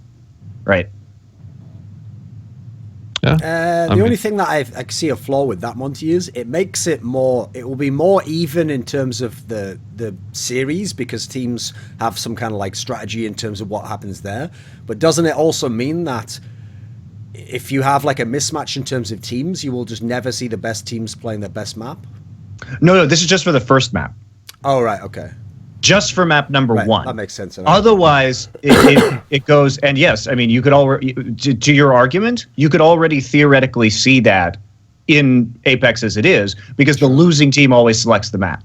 Yeah. But of course, if you may see, okay, well, one team is down, loses a game, but then they get to pick their best map because they chance into it. So there is a lot of elements, and I do think that that's a powerful argument. And maybe you have a different idea coming from Counter-Strike, Thorin, because I think that one thing that Blizzard is very conscientious about right now is that they want to be able to see teams play their best maps. And with the way the ban system works in Counter-Strike, you don't get to see that a lot of the time, right? No, because here's the thing. The way it works in Counter-Strike is that you only tend to ban away the best map of the opponent if you really have no chance on it, or you just know they would win on it. So it's only if you know it'd be like more favorable for you for that not to be in there. But here's the key thing. You obviously, the best teams will play other teams who are very good, who both like that map. So you will still see it played quite a lot, And it comes at a risk yourself, because here's a classic risk that's the reason you can't just always ban the opponent's best map. Say you ban a really good opponent's best map. Now maybe that means that you didn't ban out a map that you're weak on. And so as a result, in Counter-Strike, you sometimes don't want to open an even bigger hole for yourself. So it more just depends on the matchup of the two teams as to whether or not you will take out the opponent's best map. Like, you still get a pretty good spread of the best teams playing their best maps. It's just they can't do it every time, obviously. So as a result, you're right in that sense. Like, as a result, the best teams then prove themselves even deeper, because now they're winning a load of games on their second best map. So now you see like, whoa, this team isn't just like, amazing on one or two maps. They go deeper than that. So I think I just like it to have an option like that, so there's strategy involved in it. That way, so for example, in this sense, say you do ban away my best map, right? Yeah, you've taken out my best map, but now maybe you left a weakness for yourself there. Maybe now I can pick into what your weakest map on this mode. Like, that's like another logic as to how you do it. So the reason why it's good is, first of all, the strategy for both sides as to what they do, depending on what the option they're given is. But secondly, it's like there's a pro and a con to both sides of it. So there's a strategy to it, but also you're going to see sometimes play the best map, sometimes play the weakest map. You're going to see the full mixture of it in that sense. Whereas the downside of the set maps argument is, I mean, it's like the meta argument. No, there's no upside to this. No, but I mean, if you have the set maps and I happen to be amazing on the maps that are picked, then we're fucked, aren't we? It's like unfair. It's kind of arbitrary as to who gets to be the best, then, isn't it? Yeah, that's why nobody likes it. Well, that's why I think that's why you shouldn't like it. The argument that a lot of pro players give is because they're too frustrated to play certain maps because there's a perception that these maps are bad, even though frequently, in my observation from watching professional games, some of these maps deliver excellent quality matches. Yeah.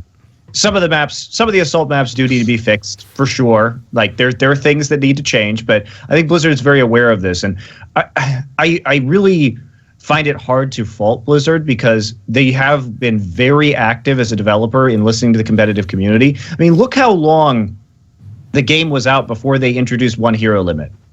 That was never an intended part of Overwatch, ever. The game was designed to have no hero limit, and they just clamped down on that immediately, right?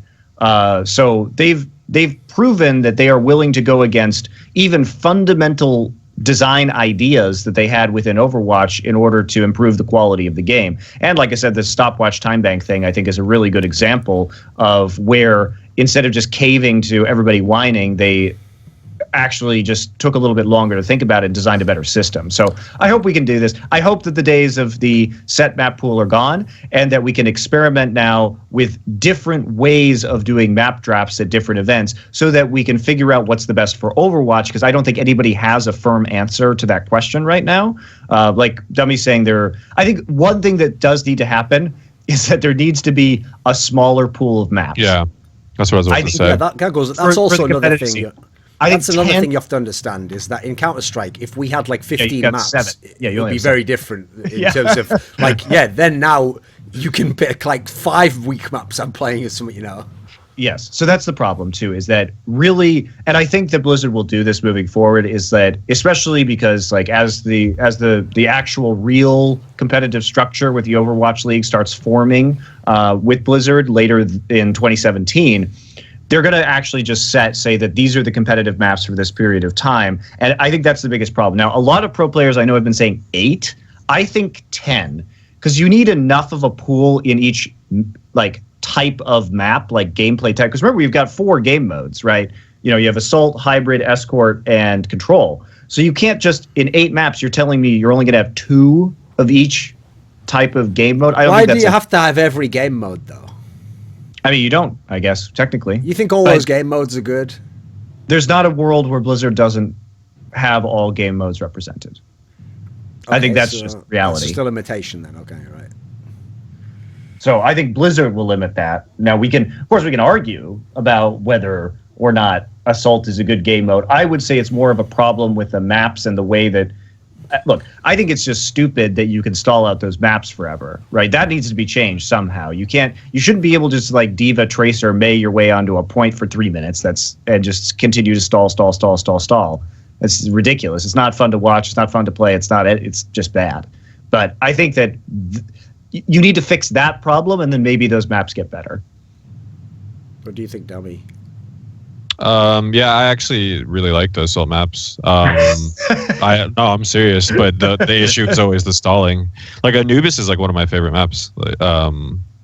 But the issue is just stalling. Like you can literally both teams could be taking the second point at around the same like time, but one team just happened to have a different kill order where someone could have spawned May and came back and delayed it, where the other team's kill order was completely different, even though they both convincingly won a team fight and they both did everything right. And you just happened to, it was just unfortunate this person died and was able to go May or whatever and stall the point. And it's not an exaggeration. It goes for like 3 minutes. It could go for like 3-4 minutes. And that's like, did the other team really execute that much better that they get to have 3 or 4 more minutes than the other team for the next round of time bank? Like, I mean, probably not. It was just the May and, Diva stall. Okay. What do you think, though, in terms of if Monty's saying, like, reduce the number of maps, etc.? The problem I have with this is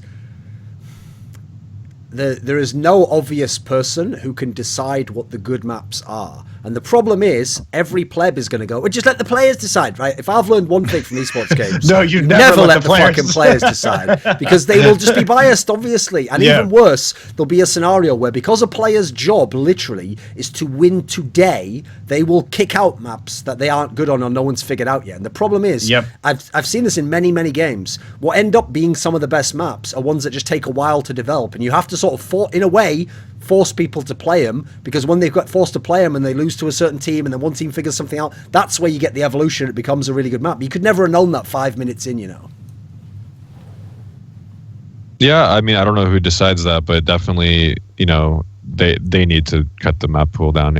You can't get enough. You don't, in one scrim block, you're not going to scrim like all the maps. Like it's just impossible. So it's definitely hard to practice everything right now, and there it goes both ways. It's hard to do it, and teams are being lazy about being proactive and trying to practice certain maps. So it's just the end result's pretty bad. It's kind of funny. Like I agree that the assault maps are pretty good. Like they're a lot better than people make them out to be.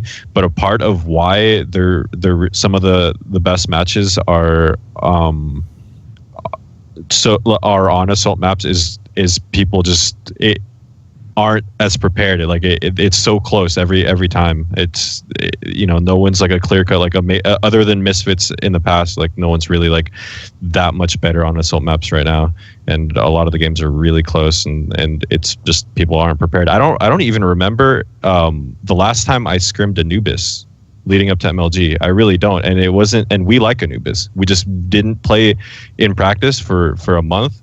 A team that was willing to play it with us. So it was like, it's just like, I don't know, it's kind of absurd, and I mean, part of it is it's annoying that no one was willing to, but at the same time, it's like there's just so many maps to practice. Well, no, something people have to realize. This is actually something in Counter-Strike I've commented on many, many times. Even with 7 maps in our game mode, like, you have to understand, you can't practice all 7. I mean, there's not enough time in the day. And so one of the flaws that people don't understand is because they'll think, right, well, you're a pro player, why don't you just practice it more? Why don't you plan out your whole week so that on day 1 you do this and on day 2 you do that? What they don't understand is, if you practiced every map, you would improve your basic level on every map, but you would literally give up something on your best maps, and you'd give up something on the middling map that you're trying to figure out still. You need to practice more against that one opponent. You couldn't have specialized practice if you had to practice every map. Well, it would just reduce the level of everyone. And like what Dubby's saying too, it's not when you practice, it's a 2-team system. If your primary practice partners or your partners in your region refuse to play on a certain map, how the fuck do you even get practice on it? Even if you want to. You know what I mean? It's not just up to you. Yeah. Well, so it's that, and then like you kind of want to be efficient with your practice too. It's what Thorin's saying. It's like you want to min-max what has the most impact, and sometimes you could work on this, but then the potential you have on that map is kind of like negligible, and you're just like, well, what's the point? What, like, we're pros and we're paid to play this and all that, but if I have the choice, I'm gonna focus on the maps I think I'm going to start winning a best of 3 or a best of 5 series on. Like you plan it out like that. You don't plan it like, well, we're just going to equally practice on every single map and hope for the best. Like you put more thought into it than that. I mean, the logic is this, like, say you were the 30th best team on a map, you're not going to put in 7 hours a day to become the 25th best team, when you could put in 3 of those hours to make a map that you're like the 9th best on into one you're now the 6th best on. That's like a series win right there if you can improve that one map that you're going to go from 9 to 6 on, like, that's just economically doesn't make any sense, does it? Well, I go back to the assault maps too. I think that people hate them because of the stalling, but people don't think what's the good aspects of the assault map. Like when I ask myself, what are the really awesome assault map games that I've seen? It's not the ones that are 1-2 where one team stalls out into oblivion, right? The really awesome ones are like 5-4, right? Assault, for me, if we think about what the nature of that map is, it's so you have control where you're fighting around one hard point that entire time, right? And then you have escort where it's a constant movement, along the entire map, so that you have this constantly changing terrain that you fight in and around. What's cool about assault is that you can call a set play on one point, get a quick team fight win, take that point, and then restructure yourself, just reset onto the second point and do another like quick attack, right? Assault in a good game mode sense should be constantly moving from kind of like a play in American football where it's like, okay, we do the attack, then we have a break.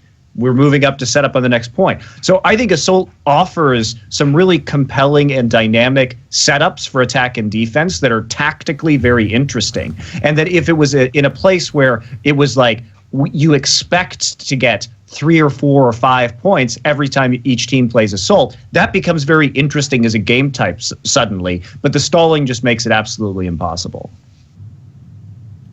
Okay. Yeah, another thing I was thinking about too is if they just, if not all assault maps were just 2 points, like if it went deeper than that, like maybe a 3-4 point CP or assault map, Right. just to, I don't know, like it's a lot about the design of the map right now. Like the format or the game mode isn't the issue, because even for the stalling aspect, like that could be map design right there. It's just the spawns are too close, or the spawn times. You could change a lot of that and improve the game mode a lot. Yeah, that's actually another thing. There's a lot you can switch up. Like obviously, like the spawns, very simple architecture. It's not like a map has to be good or bad, and we have to either play it as it is or throw it out and never play it.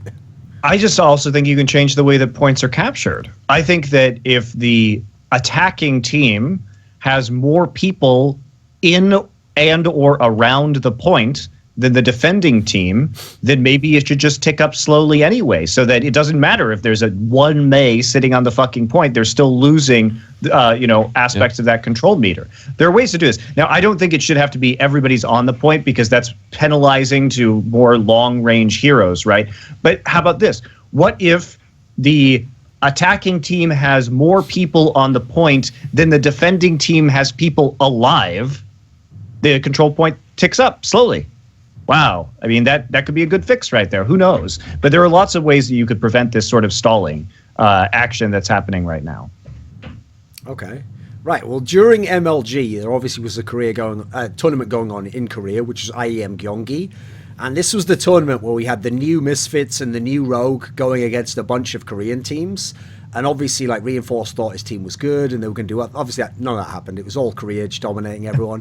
So, what did you actually think of this tournament, Monty? Well, I actually think that for a team that was together for a very short amount of time and had very little practice together, that Misfits did pretty damn well. Because yes, they got 3-0'd by Lunatic-Hai, but you have to remember that the first two maps were draws that went into single point on Nepal overtime. So if you actually think about it, Misfits only lost control that entire best of three, because they lost the third map was a control map, but they lost one map. They lost two maps rather in a single CP point, control point on overtime. So I don't know if that was the best. I think they actually performed quite well given the circumstances, and I expect them to take revenge, I think, on Lunatic-Hai in their group, which is, it's fun that we get to see them in the same group as Lunatic-Hai here at Apex. But I think they're going to win this time. Okay, but did you have any idea Luxury Watch Red were that good? Well, it wasn't really Luxury Watch Red, right? It was Luxury really Blue, but they've now changed the name and gone over to the new lineup. So, saying that, Monty, it was really Blue with Nanohana, right? So, which now is blue. Which now is blue, actually, except Nanohana is now called Flower. Okay. Well. Which, just out of curiosity, Demi, did you know him? Because he went by Flower as part of his, it was his TF2 and Quake ID, apparently. Did you ever hear about him at all? It's actually kind of funny. I didn't hear about him in TF2, which is like the main game I came from, but I spent a little bit of time in Asia back a couple of years ago, and just randomly I played Quake. And I played a lot of Quake in NA. Like I was a pretty high level Quake dueler, but just for fun, just to see how the Asians were, I played some Korean servers, and those Koreans, one of them, like Flower, like their mechanics were insane. Like they would be like high level Quake duelers in like NA and stuff. Like they'd be really good actually, and people just have no idea. People didn't even know that Koreans played Quake. I mean, there really wasn't any. Like there was probably like 4, but they were really, really good. So did you know that this Flower guy was Nanohana until he changed his name back a couple days ago?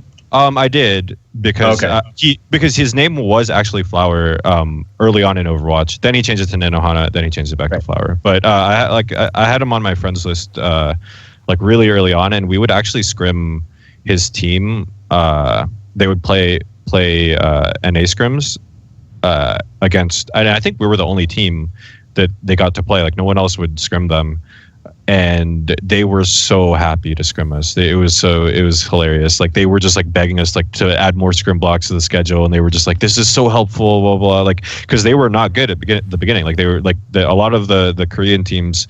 I think they just played on release. Like they didn't get beta. They didn't have a lot of time. So maybe a month after release, they were really low level.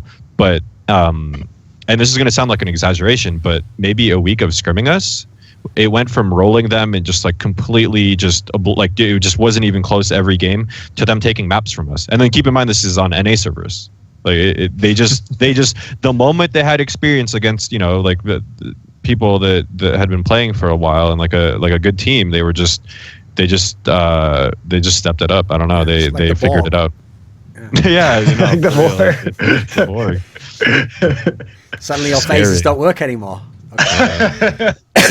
So if you come from Quake then, Dummy, what do you actually think of? Unfortunately, Duncan, unlike the Borg, so far no Koreans have actually successfully turned any NA players into skilled Korean players, which would be the next phase of assimilation, right? So that's really actually rather disappointing. But ironically, with enough money, you can turn a Borg into a human like they did with 6 of 9, where they just gave her luxury and freedom and individualistic things. This is what happened in League of Legends, where they brought Koreans over and corrupted them with Western values and made them into whores just for money, basically. So that did happen. So the themes are all there.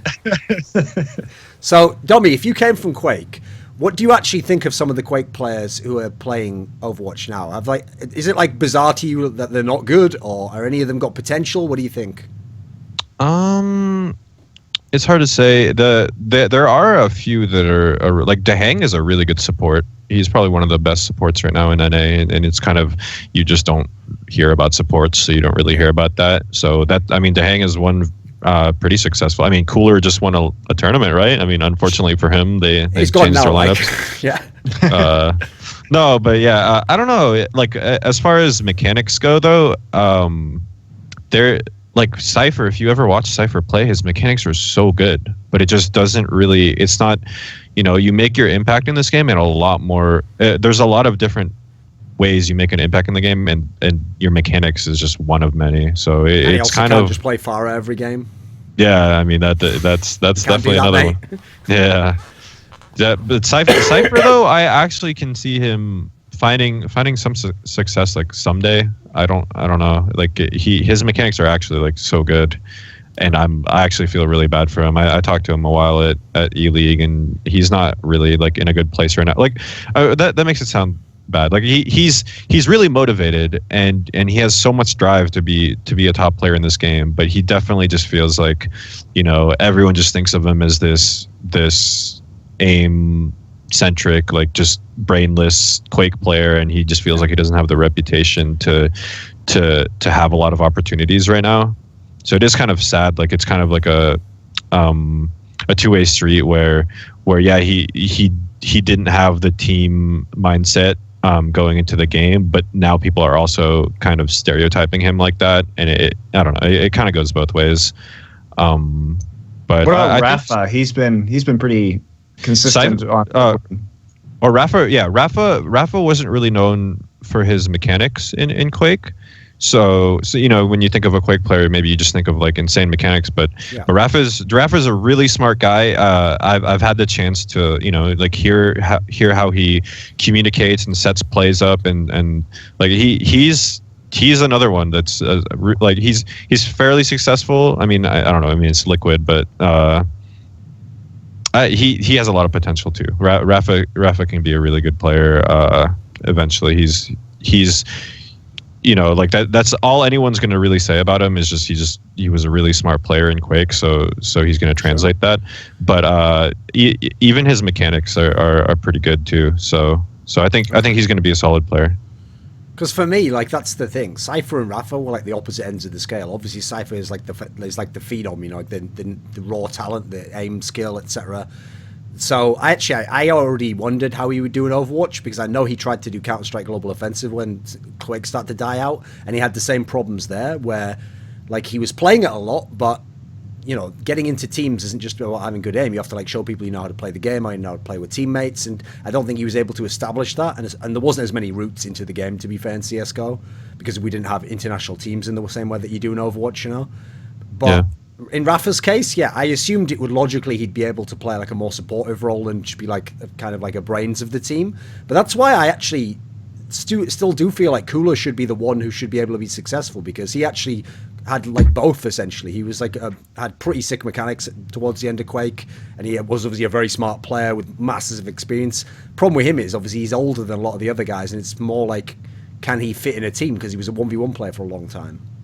Yeah, another thing is kind of the way you condition yourself to play the and this is like actually underrated. I feel like people won't really understand what I mean by this, but like the team aspect of it. Like in 1v1, you literally do anything you can to get the kill on that one person. Like obviously not to state the obvious, sure, yeah.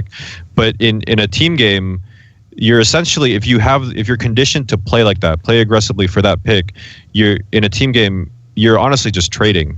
Someone's going to follow up, and someone's either going to peel for that person that you're taking the fight with, or someone's going to trade for that kill, and it's not efficient.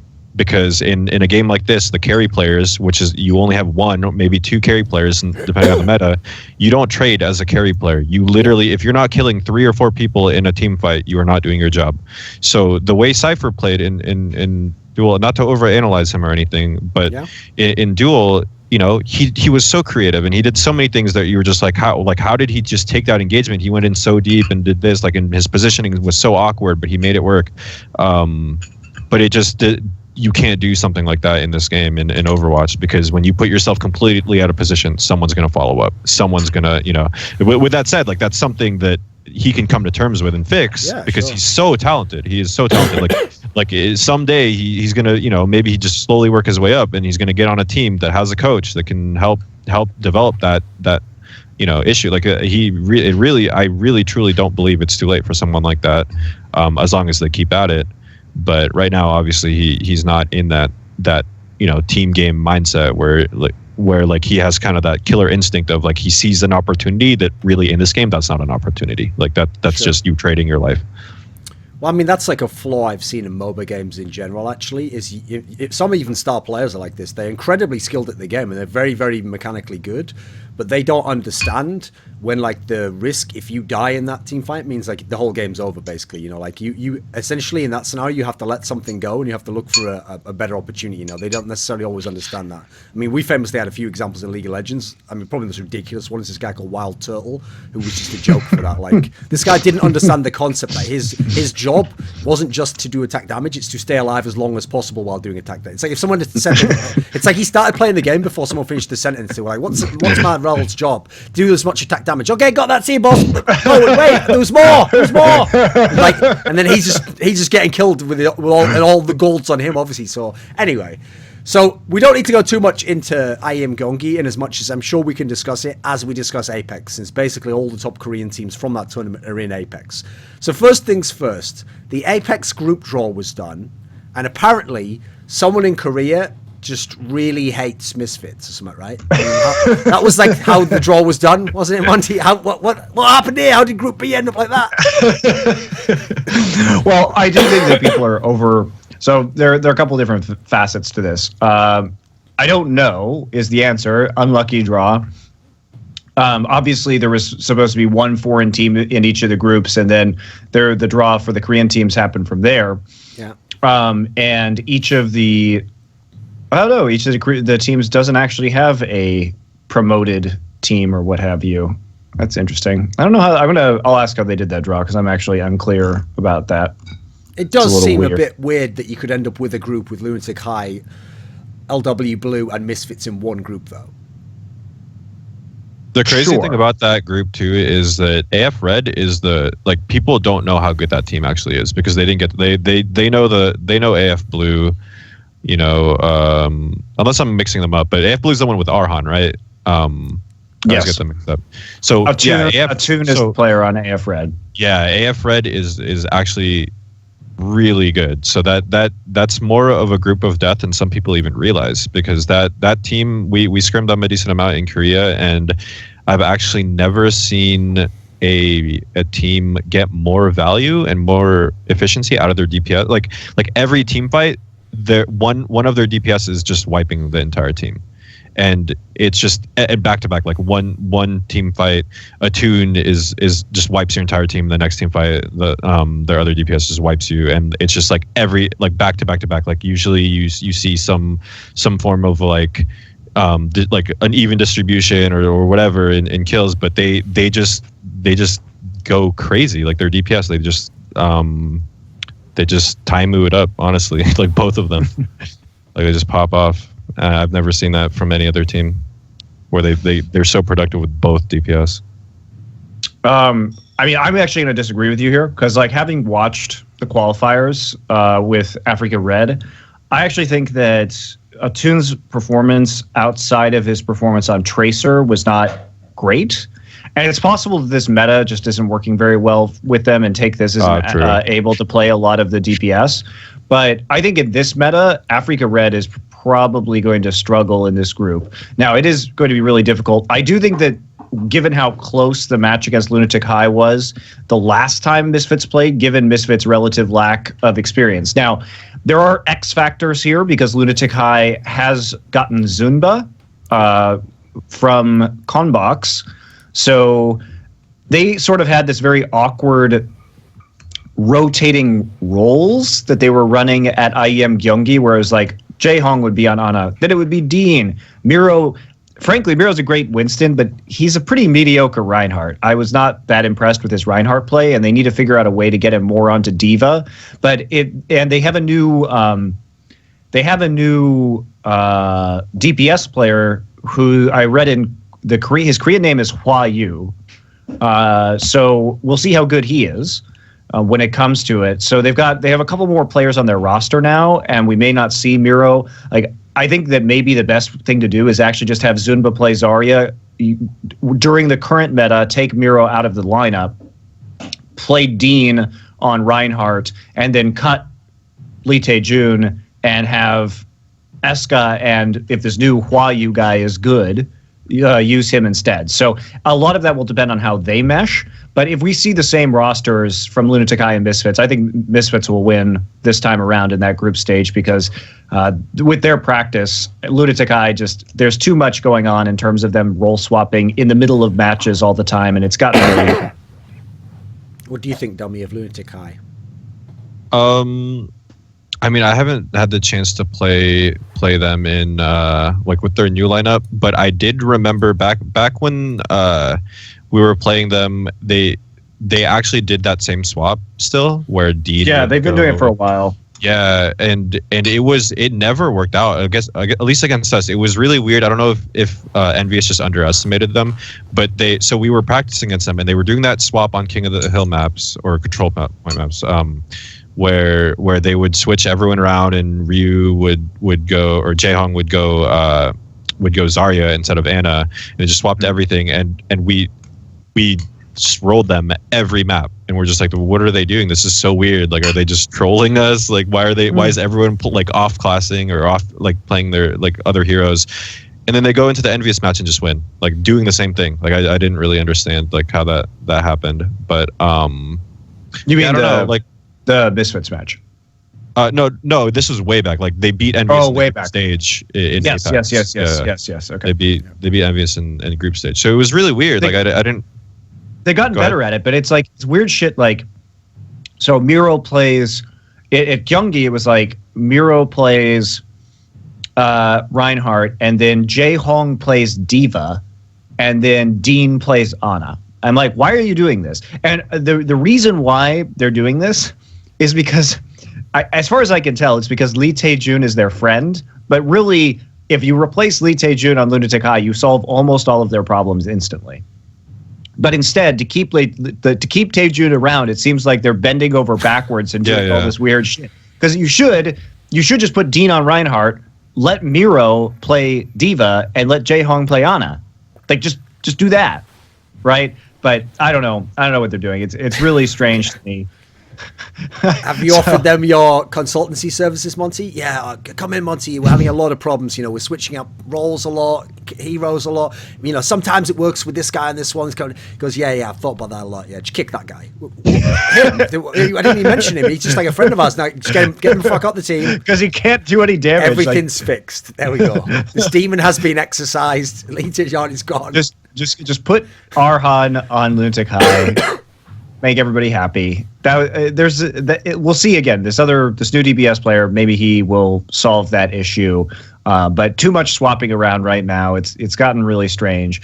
And the reason why they do that, like you're saying, is because sometimes Jaehong is playing like Zarya and stuff now. So it's the way that they have to flex their roles in the course of a game, whether they decide to put Dean on Ana or Jaehong on Ana or not. It gets really weird. So they're a good team, but I think Misfits is going to be a better team at this particular tournament. And LW Blue, I think, will take first place in the group. What do you think the impact of bringing in Flower will be to LW Blue? Did it just get it's better? Huge. They just demolished Rogue, and then they pretty much demolished Lunatic-Hai in the finals. They lost one map, but otherwise looked pretty comfortable. And I think what's interesting about LW Blue is they're not really playing to the 4-tank meta, or at least they weren't. They were playing a lot of Sabielby, who's one of the best tracers. Him on Tracer, and then Nanohana, or now Flower, was playing on Genji a lot of the time, and they were playing really aggressive dive comps with Winston and Genji and Tracer, and it was working beautifully. I mean, we're going to get to see him go potentially against Misfits, right? So we'll get to see how they play against the tank meta. Yeah, they're crazy. The LW Blue was playing crazy aggressive, though. I do think that they do have flaws. A lot of the time, Luna Gyeonggi would be playing Zenyatta. And Zenyatta is one of those picks, I feel, that with a lot of these dive compositions, if the other team is not targeting the Zenyatta very well or counter diving the Zenyatta is really effective because the target, what's Lunatic or LW Blue's strength was really like their target selection. The coordination between Nanohana and Sabielby, where they could just delete members of the backline instantly, was so good. And obviously, Ord of Discord helps with that quite a bit. But if you counter dive the Zenyatta, because there was literally nobody protecting Luna a lot of the time in these fights. So I feel like LW Blue, their aggression was a little bit unpunished at Gyeonggi. And teams will probably be looking to slow them down a little bit. Tommy, do you have any take on LW Red? Did you see many of their games?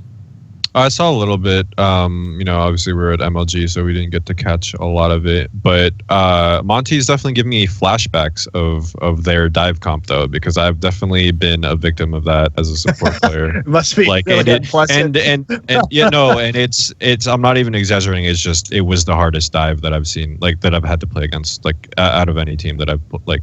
I was in China, I was in Korea, I've played EU and NA teams, and it was the hardest dive that I've had to play against. It's just so like you just feel so helpless. Like it's so synchronized and so well.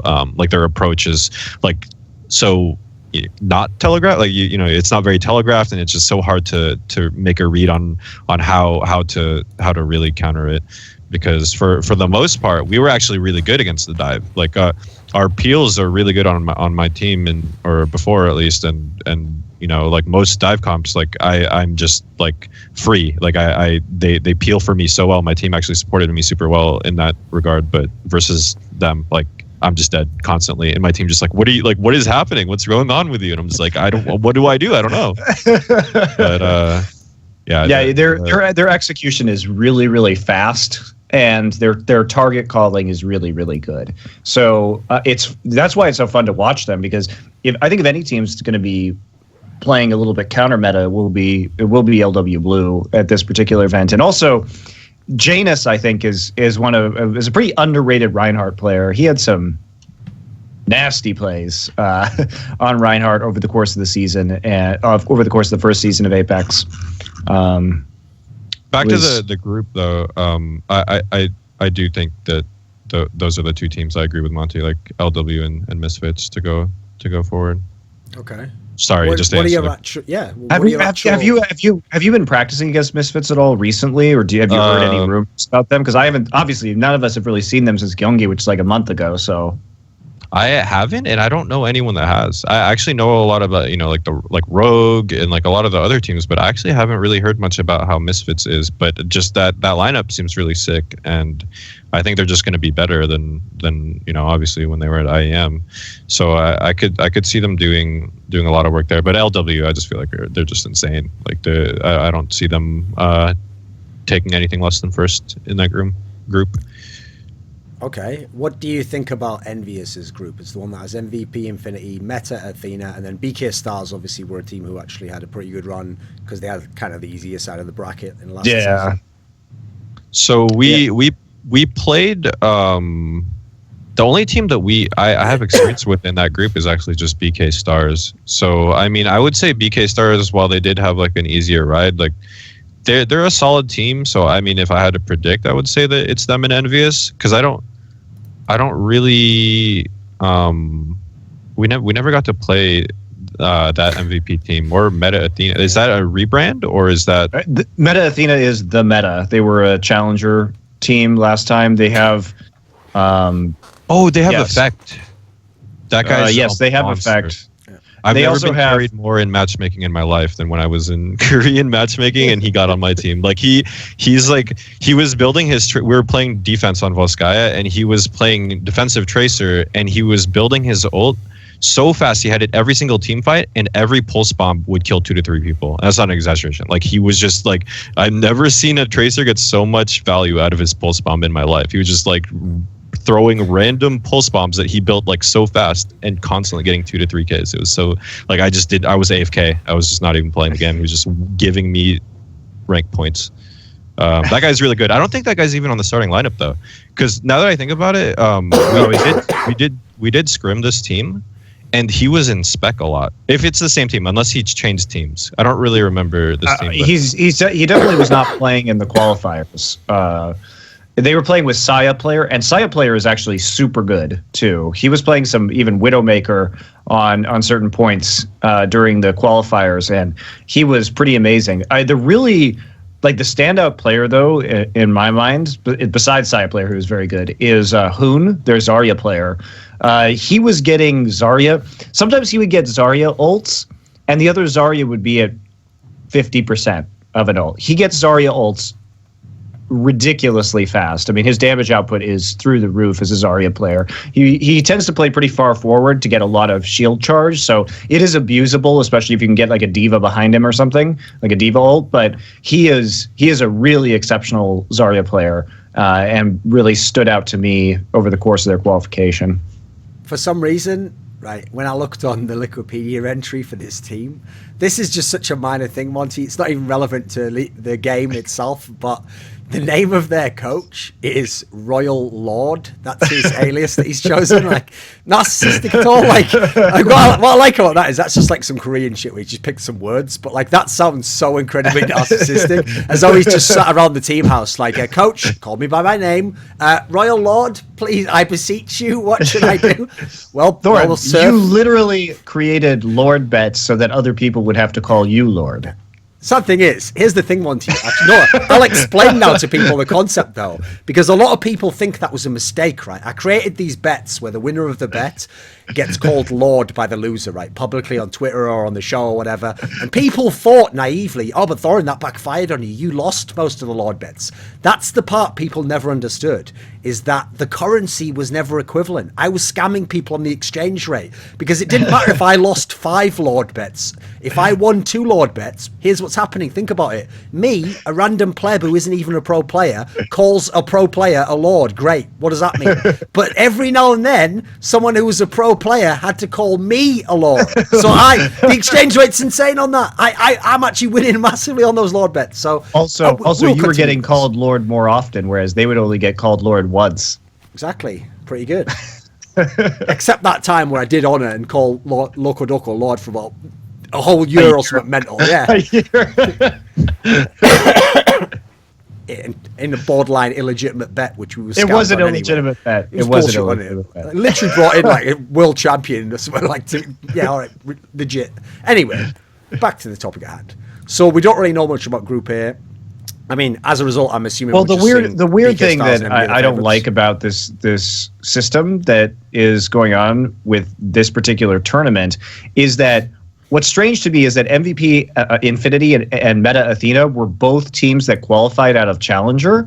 So you would have thought that because there was one foreign team in each group, that they would have drawn one promoted team into Yeah, but each maybe group as here's their well. logic. Maybe their logic is like Envious and BK placed highly up, so they get the two weakest teams to even the group out. I mean, I don't think it's good logic, but maybe that's their rationale. But I mean, when you have 4 promoted teams and you have 4 foreign teams, seems like there should be one at each of those groups, and then you just randomly draw the rest, or you draw like out of the teams that place top 4. Well, I suppose Envious was in there, and they have to be in a separate group. But Maybe they just really want BK Stars to go through to the playoffs. Maybe they do. And Bunny and Burner are really good players, so that could be interesting. MVP Infinity, I don't know. They didn't really leave too big of an effect on me overall. Like, yeah, they got in, but it wasn't really too terribly convincing. They got destroyed by Meta Athena. Is pretty one-sided. So I think they are probably going to be the weakest team that we see qualify. Runaway is interesting because they actually have a like half of their roster is now new, so we'll see how they do. They still have Haksal, who's of course the crazy Genji player, but a lot of their other players are new to that particular roster. So one of my favorite groups, Monty, is Group C, because it obviously contains Konbok Spirit. Now people might think, why would you want to see Konbok Spirit play? Because the legendary Gamsu plays for Konbok Spirit. Gamsu's good. He's all right. I just like him because he looks like, you know, I've always said this about the Riot approach. What they shouldn't Photoshop pictures of players because it makes them look too weird, because it makes you look like you're a video game character. And anytime you Photoshop Gamsu, I mean seriously, anyone watching this VOD right now, go to the Liquipedia and just look at the entry for Gamsu and look at the picture that they have as his profile picture. It's absolutely wild. The way they photoshopped it, he doesn't even look like like an actual human. Holy cow, that's it actually looks like crazy. he's like a Korean Ken doll or something. Like Here, I'll looks send like it to Dummy. buy this It's- nerd that's edition awful. of I'm Ken. looking at it. It's I'm madness, looking at isn't it. it? It's absolute madness. What is that?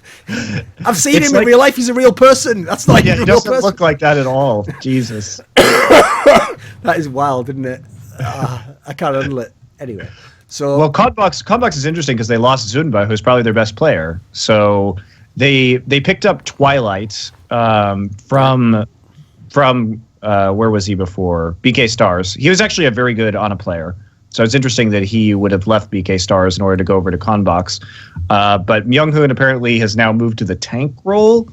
And so I guess that means the Hell, who was formerly their Ana player, is going to start moving into DPS. I think they'll be okay. Hard to lose Zunba, I think, if you're on that roster. Especially since that group is pretty challenging. Kongduansi had some roster changes as well, but they should still be pretty good because Birdring and Dance are very solid DPS duo for them. okay, so here's the question though: is Cloud9 going to get out that group? That's going to be tough. Kongduansi also has Panker, who's one of the best Reinhardt players in Korea. I think Konbox is probably going to take last place in that group, given the roster changes. We'll see. Cloud9 really failed to impress at MLG Vegas, so I think they're sort of on the cusp. What do you think, Dummy? Can Cloud9 get out? I mean, this is obviously like the problem they have. You have to add in as well is they're not one of the teams that was playing in Apex before, so they have to do the whole experience of going to Korea and getting prepared and practicing that. You know, there's that whole in onslaught, and then you play in a group that's potentially tricky. Yeah, I think that I don't know much about Conbox, but Kongdu Uncia is. I mean, they're really good. They took Envious to the limit. Afrika is really, really good. They're not quite on the same level. At least I don't know in this meta. Obviously, my experience is in a different meta. They also changed some of their players, so they got rid of Yes Man and Jin and added 2 new players, Amy and Mano, who I don't know at all. So That's a fucking amazing name as well. Yes Man. Why would you literally name yourself Yes Man? Koreans are just fucking wild, aren't they? I don't know what they're doing. Like, hey, that guy's a tool. Yes Man. Sick name. Yeah, I'm gonna take that. Okay. To answer your question though, I mean I think it's possible, but I would definitely bet on Kongdu Uncia and Afrika Blue to make it past them. I just they not only don't have the experience against Koreans, and I still to this day don't think a lot of the NA teams or EU teams that haven't been to Korea, I don't think they really understand how good the Korean teams are, and they're still going to underestimate them, especially with actually talking to them like at MLG and stuff. So there's that, and they Wait a minute, how is that possible, Dommy? Like, I understand when they're first coming over, if a team like NRG or Envious is just like, oh, they'll be fine when we play them. But how can they see you guys get beaten up by Koreans and just be like, well, that never happened to me? Because you have to experience the Korean beatdown yourself. I don't know. It's just maybe they're just really confident going in. I guess that's not really a bad thing, but a lot of them just don't. They think maybe like Lunatic-Hai and LW and maybe a couple of teams are good, but they don't realize how deep the talent is there.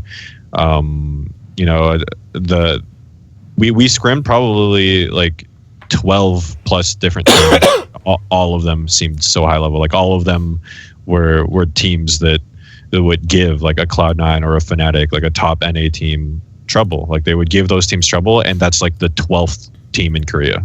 Like the talent is so deep in Korea, and they just have so many teams that play at a really high level, and you really just don't see that until you go to Korea yourself, I guess. I don't know. Plus, it's kind of like you're saying, right? I mean, let's put it this way. Let's say the Korean teams were super good. Then, okay, Cloud9 would scrim them and then see that, and then they'd improve themselves. But let's say it's the other way.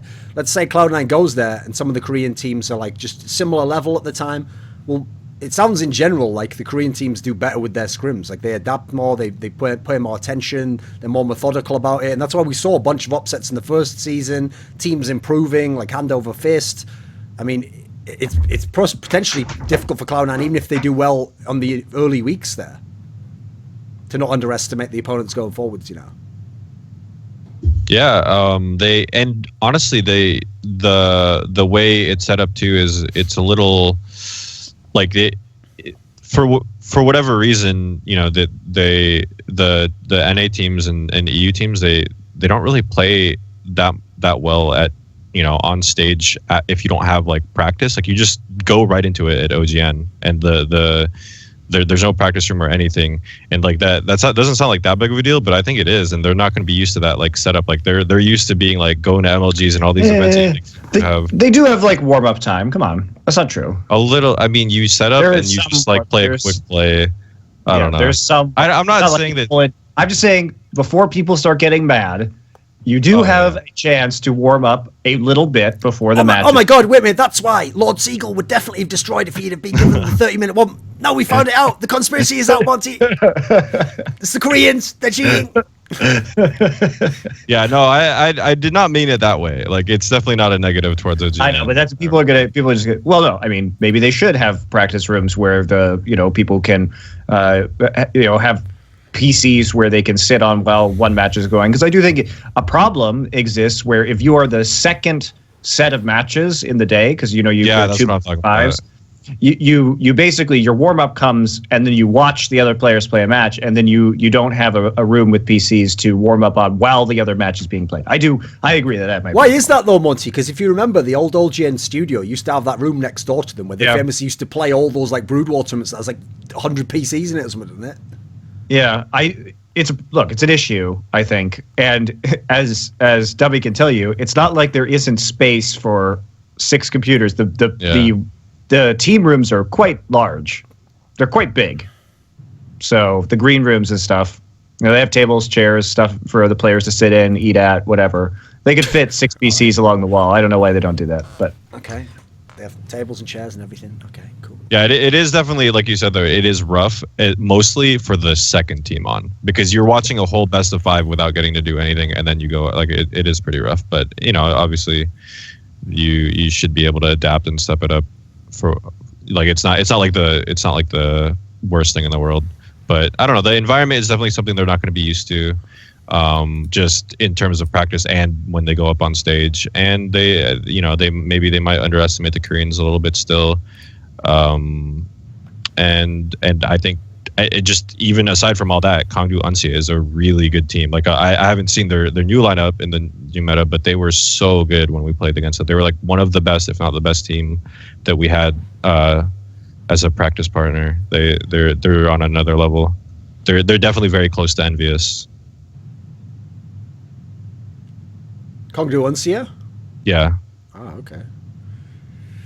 At least from my experience with them in the past meta. Like right now, I guess I'm not really sure. One thing I could say is that maybe Panthera might even be better in this meta. I haven't played either of them in this new meta, but they have the 5K Roadhog God Evermore on the other. Yep. So Roadhog is the recipe for success in this meta. So maybe Panthera. Yeah, but Evermore plays like a solo queue player. That's the problem. He was getting better towards the end. The issue is that Evermore and Rascal, they're both really young players. They're like 17. I was over at the 18, something like that. I was over at the Kongdu practice facility, and they definitely are still learning how to adapt to that more professional mindset when it comes to playing with your teammates, because they can't just do the overextensions and crazy mechanical plays without getting punished that they do when they play in the solo queue ladder. So it's just a different environment. They've also lost Bishop, who is their main shot caller, and he also was, he's like 27. We should actually get him on the show sometime. He's totally fluent in English. Like grew up in Minnesota and stuff, so he's Korean American. But he was an older guy and was sort of the emotional leader of the team and the older brother figure. So we'll see how they do without him on the roster any longer. I know he was going to go back and finish up his college stuff, his degree this season. So that's why he was taking a step back. Okay, he was playing Ana for them, right? Yeah, he was their Ana player. Yeah, he was really good actually. But so then the last group is Group D, which is the one with Kongdu Panthera, Fnatic, Runaway, and Flash Lux. And Runaway now has like a new lineup, right? And it's much better. Remember that Runaway in the qualifiers beat both LW Red and Africa Red. They beat them both 3-0. So pretty convincing victories. And the problem is that Haksal, so in the last season when Runaway came out and just wrecked Reunited, and Haksal went off on Genji, but after that teams figured out that if they basically just focused Haksal, that there wasn't anything left. But it looks like with the new roster, they found some more depth and some more interesting strategies. And Haksal has had some time, I think, to acclimate himself to some other heroes. So this should be really interesting. If Runaway 3-0ing both of those other teams in qualifiers was impressive. I mean, basically on paper, this would have been LW Red, right? Yeah, you'd think so, right? Yeah. Or Africa Red, one of the two. But instead, it forced Africa and LW Red to play against each other for that last seed. Ended up in a space that nobody really thought it was going to. And Africa Red only won 3-2 versus LW Red in that decider match. So Runaway, powerful performance, best performance out of any of the teams that were in that qualifier, and we'll see if they can maintain that momentum. So people may be underestimating them a little bit, considering they started really strong last season, but ended pretty pathetically, honestly. And I read online that one of the new players, the guy called Cox, Kox, was apparently had like some insanely deep hero pool when he played in the qualifiers. He played like 10 different heroes or something mental. Yeah, it should be really interesting to see them. They may have found some good talent. Flash Lux, they haven't really done much to my knowledge. I don't think they've made any roster swaps so far. And like they're decent, but I think that they're going to come in probably last place overall in this group. And I think the question is going to be, can Runaway do as well at Apex as they did in the qualifiers? This is the hardest group, I think, to predict. Because again, with Fnatic, I feel like you don't have that. You have got great teamwork and great strategy, but you don't necessarily have that superstar playmaking potential. With Kongdu Panthera, I have no idea how well their new roster is going to work, and they always had problems with sort of being punished for overextensions with some of their players, which is something that I think Fnatic can abuse. And then Runaway, we've seen them play 2 best-of-5s, and that's about it. So I don't really know what to say about that. This is how fucked up, right? The problem is, Monty, you know, when you get into the mindset of how people in other cultures think, and you try to interpret it that way, and every now and then you have to sort of come out of the matrix and go, oh, wait a minute, what's it actually like in my own culture? So I was reading online, and someone said about the name swap that the name Nanohana in Japanese actually means rapeseed. And when I first saw that, I was like, Jesus Christ, why would you name that's so brutal? And I realized, no, that is actually just a type of vegetable. Like, that's just a type of like crop that is. In fact, it's even in my area, Monty, that literally exists. But I wasn't reading it as like an English word. I was reading it as like an amalgamation. Like, he just picked like, yeah, I want to be like the seed of rape. That's what I was like, holy shit, that's so brutal. Why would you? No wonder he changed his name. But actually, that's a perfectly legitimate name. There's nothing wrong with that. That's absolutely fine. So, okay, I'm back out. Just a prank. It's all just a prank. See, the question for me, Thorin, is if you just typed rapeseed on Twitter, how many people would just get angry at you because they don't even know it's a plant? Exactly. That's why I've always said just saying the word rape can't be that bad, because it's literally the name of a plant. I can't wait for the new rape seed to come in. Also, technically, now, is that a fanfic, or am I talking about farming? Technically, too, it's the word comes from rapere, which is a verb in Latin for to seize, like to seize, like that. Okay, thanks for the illustration there. Of what? Why did you seize as though you were seizing a pair of breasts? I can't understand. You were like, to seize and to hold down. Okay, that's how you seize. Yeah. So, who will actually get out of this group? Is it just? I mean, because obviously it sounds like on paper everyone would just go Panthera Fnatic, but if Runway is going to be this surprise factor, who are they going to surprise? I mean, they could top this group. Yeah, maybe both, because I actually think the Fnatic would match up better versus Panthera, if anything. Yes. I think Fnatic is really good at shutting, like, their positioning is on point and their, rotations are on point, that they won't really be they won't have a hard time with like a Roadhog like Evermore. They've like played against the Hard Blue, that type of Roadhog, and I don't think they'll have trouble neutralizing them. Like they're gonna have they have Vonathil calling like all the rotations like perfectly against Roadhogs. Like they're really good against playing Roadhogs, and I think they could definitely take that. I don't really know a lot about Runaway, especially.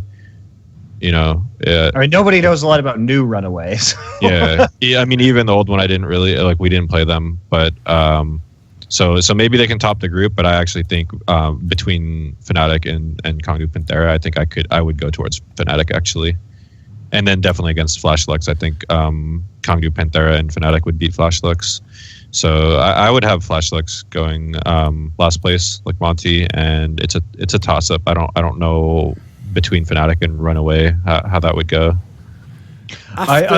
We also have a twist. We also have a twist this season, which is that just so people know that quarterfinals are not actually going to be quarterfinals. So it's going to be more. This is kind of interesting. So the group stages are 4 teams round robin, right? So each team plays each other once, and then the top 2 teams from each group advance.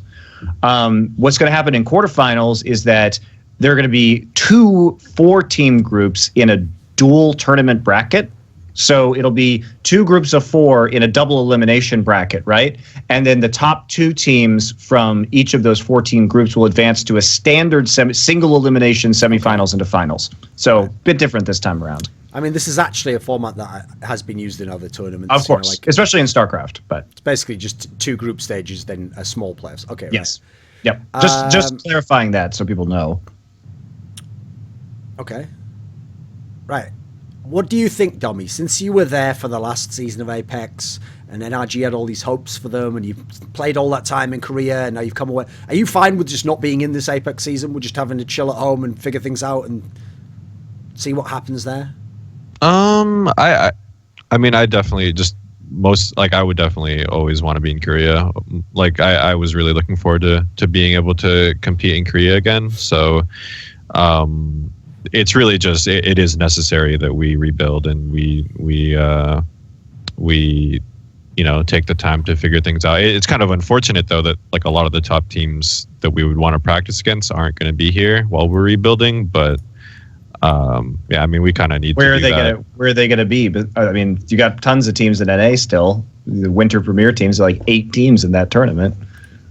I mean, like the top of the, like, I mean, that's the goal, right? Is like the Misfits, we want to see how we would measure up against, those teams right now. But yeah, I mean, it's not like we're definitely not, we're still going to be fine. Like, we're on practice and everything, but it's just, I would want to see how we match up against like Envious and Misfits, and we're just not going to be able to see that for like a few months.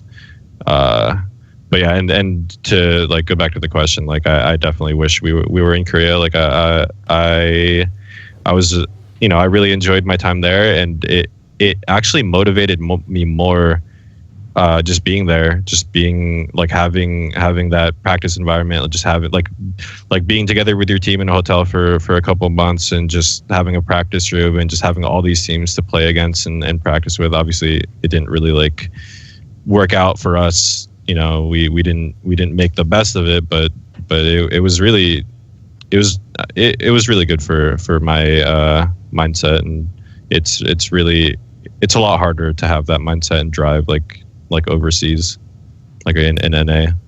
So one of the notable teams who obviously isn't going to be at Apex is Rogue, and then they just had a recent roster move where they've kicked out Skipjack and they just go all French apparently. Because apparently that was the problem. Like before, they were like, "Listen, we've got a pretty good team, but we've got these Swedish guys, and that. So let's get a couple more French people in." And they're like, "Something still isn't perfect." And it's like needs more French. And it's like, okay, it's like I'll give you an analogy, right? This is just a random example of when I think teams go too far with an idea. When I was in my science class, my biology class as a kid, we had this teacher who was trying to illustrate to us, that if you get like an ant or something, and you put a tiny little plant inside like a hermetically sealed, like a jar or something. If you got the exact balance right between how much plant there was and how much ant there was or whatever, I can't remember what it was, or maybe it's a mouse, I can't remember. But the idea was, one of them would give off like oxygen and the other one would give off CO2, and you could create a perfect balance so that they'd both stay alive.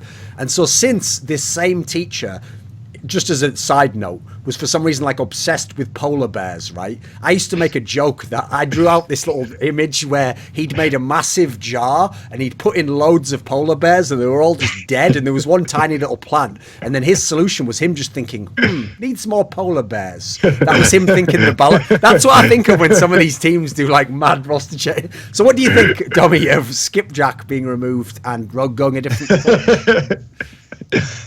Well, now we're all thinking about 10 polar bears, so thanks. So, yeah. I mean, I just feel like any tank they get is going to be a downgrade from Skipjack. Like, obviously, that's not the only thing you should factor in, but, they're just, I don't know if they're moving in the right direction. I don't know the inner workings of that team, so it's hard to say, but like anyone they get on tank is going to be, I think it's Nox that's tanking, like playing tank now. I don't even know how comfortable he is on Reinhardt. He's a really smart player and he's really good at support, but I think he played Reinhardt at World Cup and that's it. That's like the extent of his experience on Reinhardt.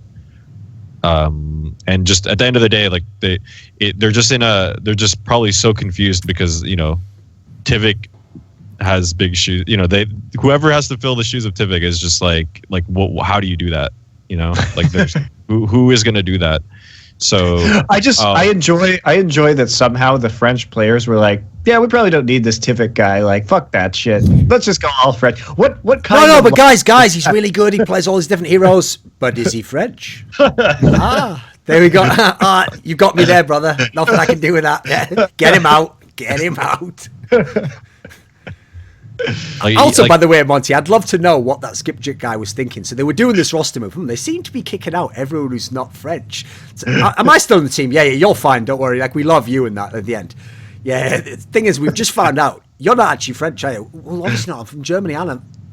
Listen, if you'd have told us in advance, maybe we could have figured something out. But it's an oversight. What can I tell you? Okay, so what do you think, Dommy? What is the answer?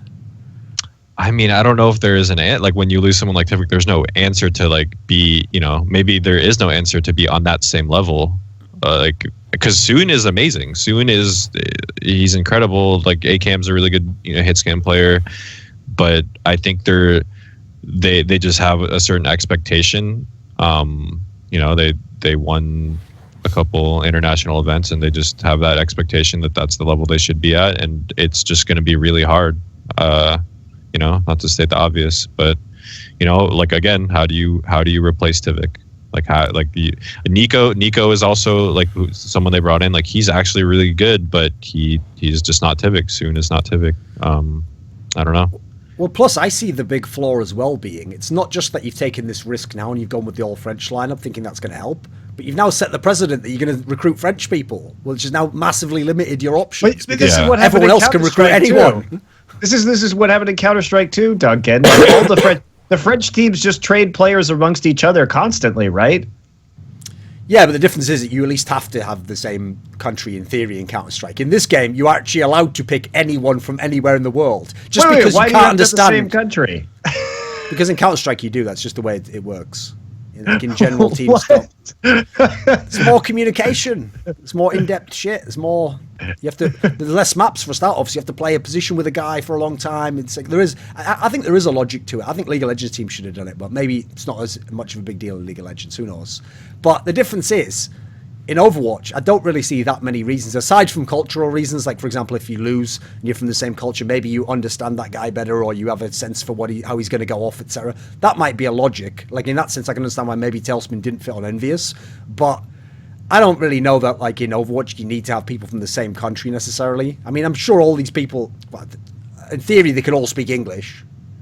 Obviously, they butcher it with that French accent. Oh, bloody hell, what is he doing? I'm sure that's I don't really understand your logic about why Counter-Strike teams have to be from one country and Overwatch teams because it's been tried. It didn't work. I actually think it's better to be from one country. I agree with... I'm all on for Rogue. No, the problem I think in Rogue's case is not that... I think it is better to have French people. It's just the problem is now you've limited the talent pool who you can recruit.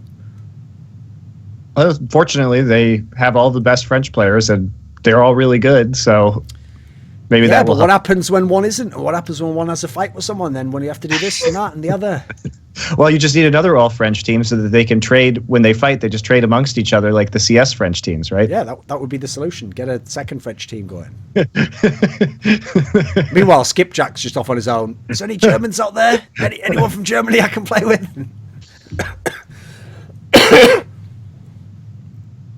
Okay. What do you think then of the new Rogue lineup? I mean, it's we haven't gotten to play them, but I hear the scrims are not going too well. I don't know how it's how I hear Nico's going from DPS to Lucio to DPS. They're trying so many different roster or role swaps within that team, just within from one scrim to another. So it doesn't seem like it's going that well. Again, I haven't played against them, so I don't know, but.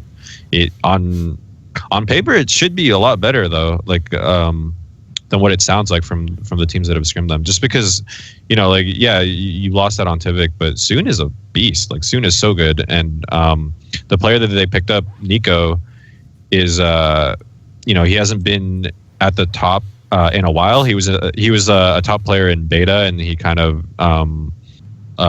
hasn't been around since, but he's also really talented. He was a really good Genji back then and good tracer. He has solid hit scan.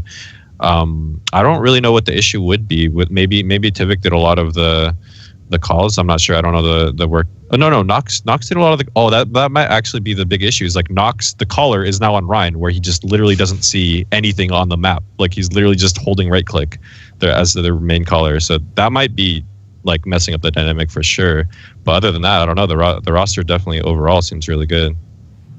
The role swap is probably an issue though. They should definitely keep Nox on Lucio. I think I feel like Reinhardt is the worst hero you could be as the main caller. There's no way. I've experienced that firsthand very recently. You're traumatized by that too? All right. It's so funny to me too, because Bonatil was hysterically laughing at me at MLG. He's like, you have numlocked main calling on Reinhardt. What are you guys doing? He was lecturing me at MLG. I don't know, man. He's like, he doesn't see anything. But I don't know. That whole thing seems like a mess. But we'll see. I would hope to see Nox back on Lucio somehow. Maybe one of them needs to learn Reinhardt. Okay, what should we end on? Is there any final note you want to end on? Just end on that.